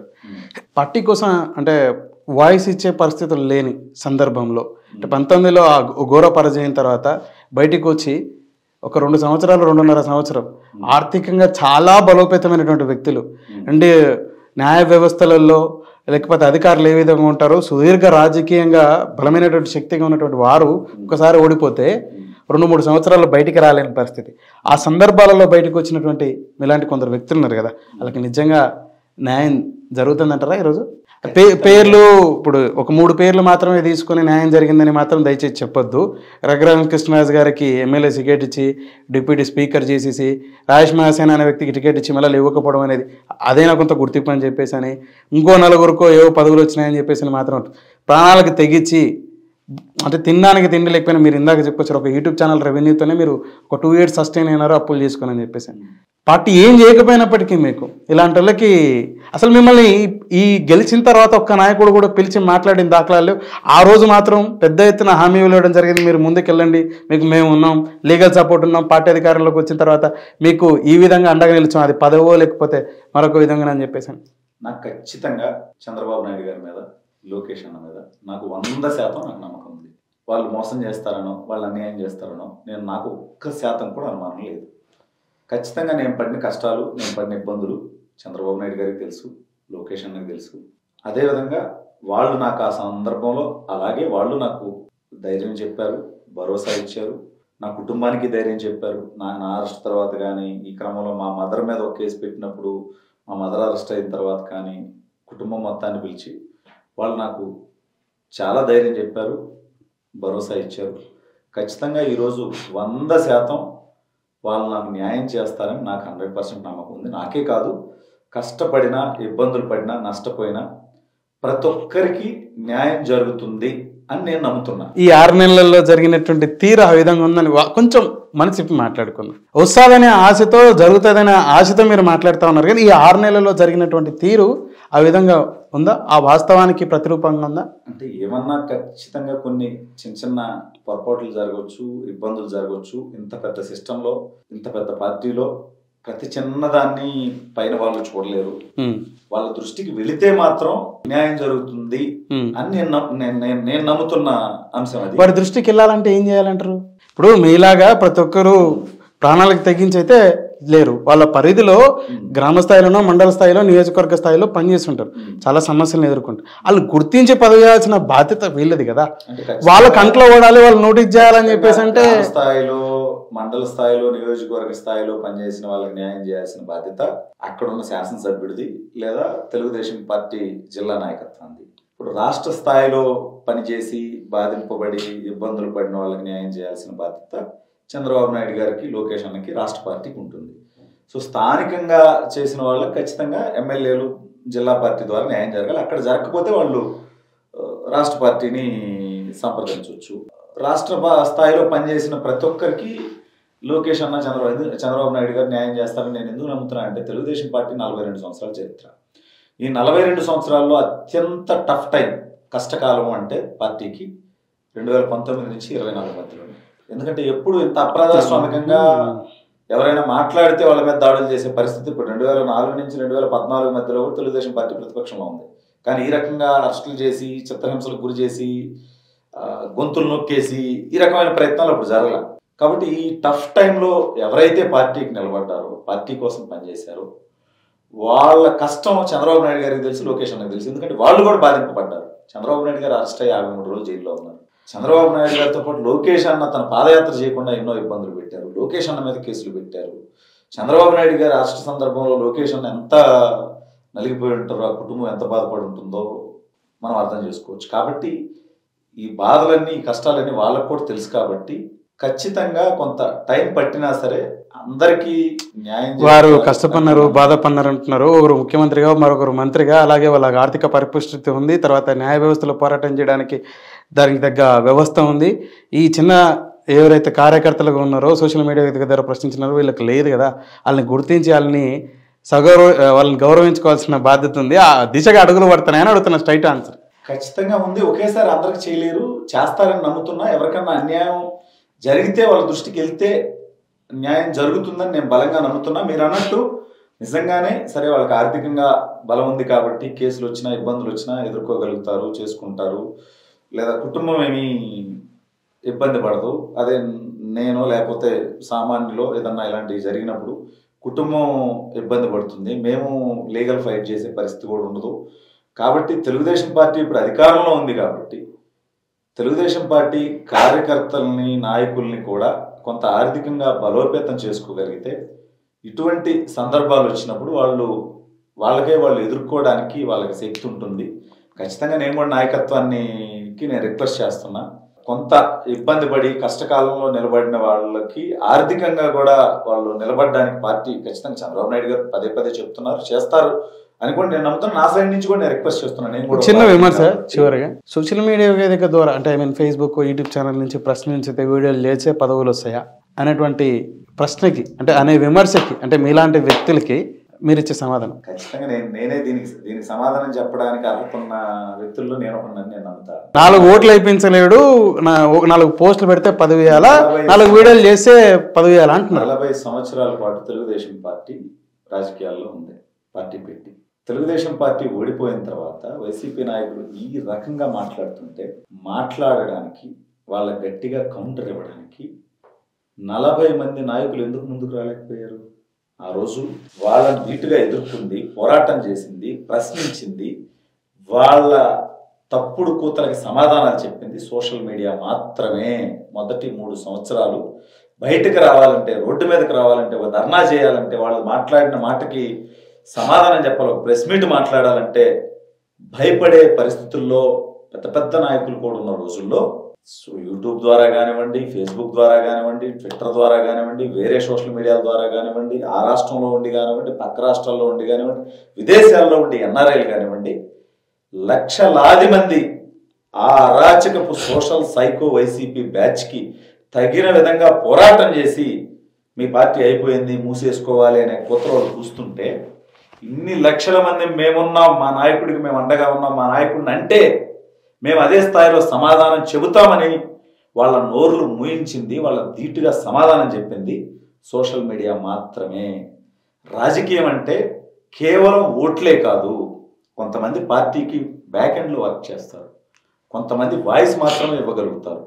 బ్యాక్ ఎండ్లో పార్టీకి వర్క్ చేసే వాళ్ళ దగ్గర కూడా ఓట్లు ఉండకపోవచ్చు, వాయిస్ ఇచ్చే వాళ్ళకి ఓట్లు ఉండకపోవచ్చు, లేదా చంద్రబాబు నాయుడు గారు లోకేష్ అన్న కొన్ని టాస్కులు చెప్తే అవి చేసే వాళ్ళు ఉంటారు, వాళ్ళ దగ్గర ఓట్లు ఉండకపోవచ్చు. ఒక రాజకీయ పార్టీ అంటే కేవలం ఓట్లుండే వాళ్ళకి మాత్రమే పదవులు ఇవ్వదు. అదేవిధంగా కొంతమంది ఆర్థికంగా సహకరిస్తారు.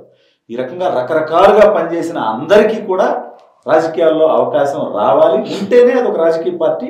ఈ వ్యవస్థలన్నీ పనిచేస్తేనే ఆ రాజకీయ పార్టీ అధికారంలోకి వస్తుంది. సోషల్ మీడియా పనిచేయాలి, పార్టీ బ్యాక్ ఎండ్ పనిచేయాలి, ఆర్థిక సహకారం కావాలి. వీళ్ళందరికీ కూడా మళ్ళీ పార్టీ ఏదో ఒక దశలో వాళ్ళకి రాజకీయంగా అవకాశాలు కల్పించాలి. ఇప్పుడు వెంకయ్యనాయుడు గారు ఉన్నారు, దీనికి మీరు ఇలా మాట్లాడాల్సి వస్తే భారతీయ జనతా పార్టీకి జాతీయ అధ్యక్షులుగా పనిచేశారు. అంటే నేను ఆయన తగ్గించట్లే, ఆయన మా నియోజకవర్గం నుంచి 2 సార్లు శాసనసభ్యుడు, నాకు హైయెస్ట్ రెస్పెక్ట్ ఆయన అంటే. బట్ చెప్తున్నా, ఓట్లే రాజకీయం, ఓట్లే ప్రధానం అనేదానికి నేను చెప్తున్నా. వెంకయ్యనాయుడు గారు ఈ రాష్ట్రంలో ఆ తర్వాత కాలంలో ఎప్పుడు ఎంపీగా గెలవటం కానీ, లేదంటే ఇక్కడ ఒక 50 మంది ఎమ్మెల్యేలను గెలిపించడం కానీ చేయలేదు. మరి ఆయన ఏకంగా భారతీయ జనతా పార్టీకి జాతీయ అధ్యక్షుడిగా పనిచేశాడు. ఆయన పార్టీకి వేరే విధంగా ఆయన స్పీకింగ్ స్కిల్స్ కానివ్వండి, కోఆర్డినేషన్ కానివ్వండి, అవి పార్టీకి ఉపయోగపడతాయి కాబట్టి ఆయనకు అవకాశం ఇచ్చింది. అదేవిధంగా ఉపరాష్ట్రపతిగా ఇచ్చింది, 2 సార్లు కేంద్ర మంత్రిగా చేశాడు. ఇవన్నీ ఓట్లు చూసే ఇవ్వాలంటే వెంకయ్యనాయుడు గారు ఆ స్థాయికి రాలేరు కదా. ఇలాంటి ఎగ్జాంపుల్స్ చాలా ఉంటాయి. నేను మనందరికీ తెలిసిన, మన తెలుగువాడు కాబట్టి, అత్యున్నత స్థానాన్ని చూసిన వ్యక్తి కాబట్టి ఆయన ఎగ్జాంపుల్గా చెప్పాను. అదే పార్టీలో నరేంద్ర మోడీ గారు కేవలం జనబలంతో ప్రధానమంత్రిగా ఎదిగాడు. అదే పార్టీలో వెంకయ్యనాయుడు లాంటి వ్యక్తి కూడా, అంటే తను మాట తీరు ద్వారా, తనకున్నటువంటి రాజకీయ పరిపక్వత ద్వారా, రాజకీయంగా వేరే వేరే రాష్ట్రాల్లో ఆ పార్టీకి విజయాలు చేకూర్చడంలో వెన్నెముకగా పనిచేయడం ద్వారా, సమస్యలు వచ్చినప్పుడు టాస్క్ మాస్టర్గా పూర్తి చేయడం ద్వారా ఆయన కూడా అత్యున్నత స్థానాన్ని చూడగలిగాడు. నేను మీతో ఏకీభవిస్తున్నా. యాక్చువల్గా అంటే మీరు అన్నట్లు 19లో ఓడిపోయిన తర్వాత మాట్లాడడానికి చాలా మంది రాలే. సరే, వాళ్ళు 4 గోడల మధ్యలో ఓటేయడానికి 2024లో వెళ్ళాలన్నా ఈ 5 సంవత్సరాలలో ఆ 5 సంవత్సరాలు పరిపాలించినటువంటి ప్రభుత్వం చేసిన తప్పిదాలు ఏంటి అని మాట్లాడడానికి 40 ఏళ్ళు పార్టీ నుంచి పదవులు పొందిన వాళ్ళు, పైసలు సంపాదించుకున్న వాళ్ళు రాకపోతే ప్రాణాలు తెగించి వచ్చిన వాళ్ళు ఉన్నారు. తెగించిన వాళ్ళు విత్ డైరెక్ట్ అంటే ఐ మీన్ విజిబుల్ గా ఉన్నారు, ఇన్విజిబుల్ గా ఉండి ఇన్ రిటర్న్ గానే ఉన్నారు. వీళ్ళని ఈ రోజు పదవులు అని చెప్పేసి అని వీళ్ళు మమ్మల్ని గౌరవించరే ఆ పదవుల ద్వారా మేము మళ్ళీ నలుగురికి అండగా నిలిచే ప్రయత్నం చేస్తామని ఆశించే సందర్భంలో కొందరు ఈ విధమైనటువంటి విమర్శ. ఎందుకంటే ఈ రోజు ఓటు రావాలన్నా కూడా ఏం జరిగిందని తెలియాలంటే మాట్లాడగలగాలి, ఏం జరిగింది తెలియాలంటే రాయగలగాలి. ఆ రాత రాసిన వ్యక్తి, మాట్లాడిన వ్యక్తి ద్వారానే నీకు ఓటు వచ్చిందని గ్రహించట్లేదు. చైతన్యం తీసుకురావాలి, వాళ్ళకి ధైర్యం ఇవ్వాలి. న్యూట్రల్ ఓటు ఇన్ఫ్లుయెన్స్ అవ్వాలన్నా, పార్టీ నుంచి అటువైపు వెళ్తున్నటువంటి ఓటు అలానే స్టేబుల్ అవ్వాలన్నా, అటువైపు మోల్డ్ అవుతున్న ఓటుని ఈ గలమిప్పిన వ్యక్తులే, ఈ రాత రాసిన వ్యక్తులే, అక్షరాల కూర్పు చేసే వ్యక్తులే కారణం. ఖచ్చితంగా నేను అందుకే వీళ్ళందరూ ఆశించడానికి వీళ్ళకి ఖచ్చితంగా వీళ్ళు అర్హులు. అదేవిధంగా పార్టీ కూడా ఖచ్చితంగా వీళ్ళని గుర్తించాలి, ఖచ్చితంగా వాళ్ళకి అవకాశం ఇవ్వాలి, ఇస్తుందని కూడా నేను నమ్ముతున్నా. సరే చూద్దామన్నా. ఇప్పుడు ఈ 6 నెలల కాలంలో అయితే అటువంటి పరిస్థితులు కనపడలేదు. నా అభిప్రాయం కాదు, తెలుగుదేశం పార్టీకి పనిచేసినటువంటి నిబద్ధతలో చాలా మంది అభిప్రాయపడతా ఉన్నారు. అందరికీ న్యాయం జరుగుతుందని నేను ఆశావాద దృక్పథంతో ఉంటా. ఎందుకంటే ఒక అరాచకవాది జగన్మోహన్ రెడ్డి ప్రభుత్వం పోవాలి, ఆశ నిరాశ అయితే, ఆశ భంగపాటు గురి అయితే అదంతా అవుతుంది. అయితే అలా జరగదు అసలు. నాకు 1000% వెంగళరావు మరో మహాసేన రాయేసి అవుతాడు అని చెప్పేసి అని. ఇప్పుడు నేను ఇంకొకరితో కంపేర్ చేసుకోను, కానీ నేను కష్టపడ్డాను, నేను అర్హుణ్ణి, నాకు ధైర్యాన్ని ఇచ్చారు, భరోసాన్ని ఇచ్చారు, నాకు మాట ఇచ్చారు, అది నెరవేరుస్తారు అని 1000% నేను నమ్ముతున్నా. నా వయసు 35 సంవత్సరాలు. ఇప్పుడు లోకేష్ అన్నతో రాబోయే 30 సంవత్సరాలు రాజకీయంగా నేను ప్రయాణం చేయాలని, ఆయన రాముడిగా ఉంటే నేను లక్ష్మణుడిగానో, ఆయన రాముడిగా ఉంటే నేను హనుమంతుడిగానో, నేను ఆయనతో కలిసి ప్రయాణం చేయాలి. ఆయన ఎదిగే క్రమంలో ఆయనతో పాటు నేను నడవాలి, ఆ క్రమంలో నేను ఎదగాలి అని నేను బలంగా నమ్ముతున్నా. అదే జరుగుతుందని విశ్వసిస్తున్నా, నేను అదే కోరుకుంటున్నా. క్లోజ్ చేద్దామన్నా. చివరిగా మీరు పుట్టిన కులమే మీకు పదవి రాకుండా అడ్డుకోవడానికి అవకాశం ఉందంటారా? అది కూడా జరుగుతుందని నేను అనుకోవట్లేదు. మందికి ఆ రీజన్తో, ఎందుకంటే గతంలో చాలా మంది అభిప్రాయపడ్డారు. ఇది పొన్నూరు నుంచి గెలిచినటువంటి దులిపల్లి నరేంద్ర గారు కానీ, బుచ్చయ్య చౌదరి గారు కానీ, ఇంకా చాలా మంది ఈ కమ్మ కులంలో పుట్టడం కారణం చెప్తే నాకు పదవి రాలేను. అంటే ఇక్కడ ఎక్కువ కాంపిటీషన్ ఉంటది, ఎక్కువ మంది పనిచేసే వాళ్ళు ఉంటారు, ఎక్కువ మంది ఆశించే వాళ్ళు ఉంటారు.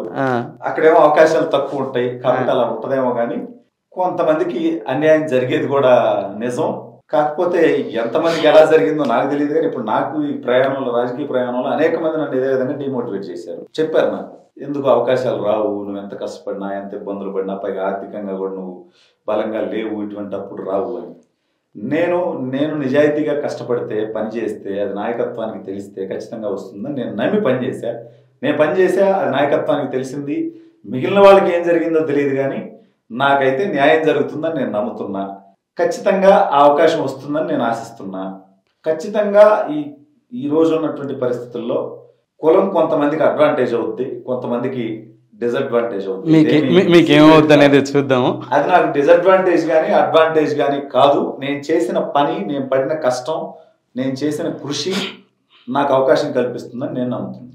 మా క్లౌడ్ మీడియాని చూస్తున్నటువంటి వ్యక్తులు ఎవరైతే ఉంటారో, వ్యూవర్స్ ఎవరైతే ఉంటారో, అది అన్ని పార్టీకి సంబంధించిన కార్యకర్తలు అనుకుందాం, irrespective of parties, social media నుంచి పనిచేస్తున్నటువంటి వాళ్ళు ఇచ్చి వాళ్ళకి మీరు ఇచ్చే సూచన. ఎందుకంటే ఈరోజు సోషల్ మీడియా ద్వారా జరుగుతున్నటువంటి వాటి మీద పెద్ద ఎత్తున అరెస్టులు కానీ వివిధ విధాలుగా చర్చ జరుగుతుంది. మీరు చెప్పొచ్చు.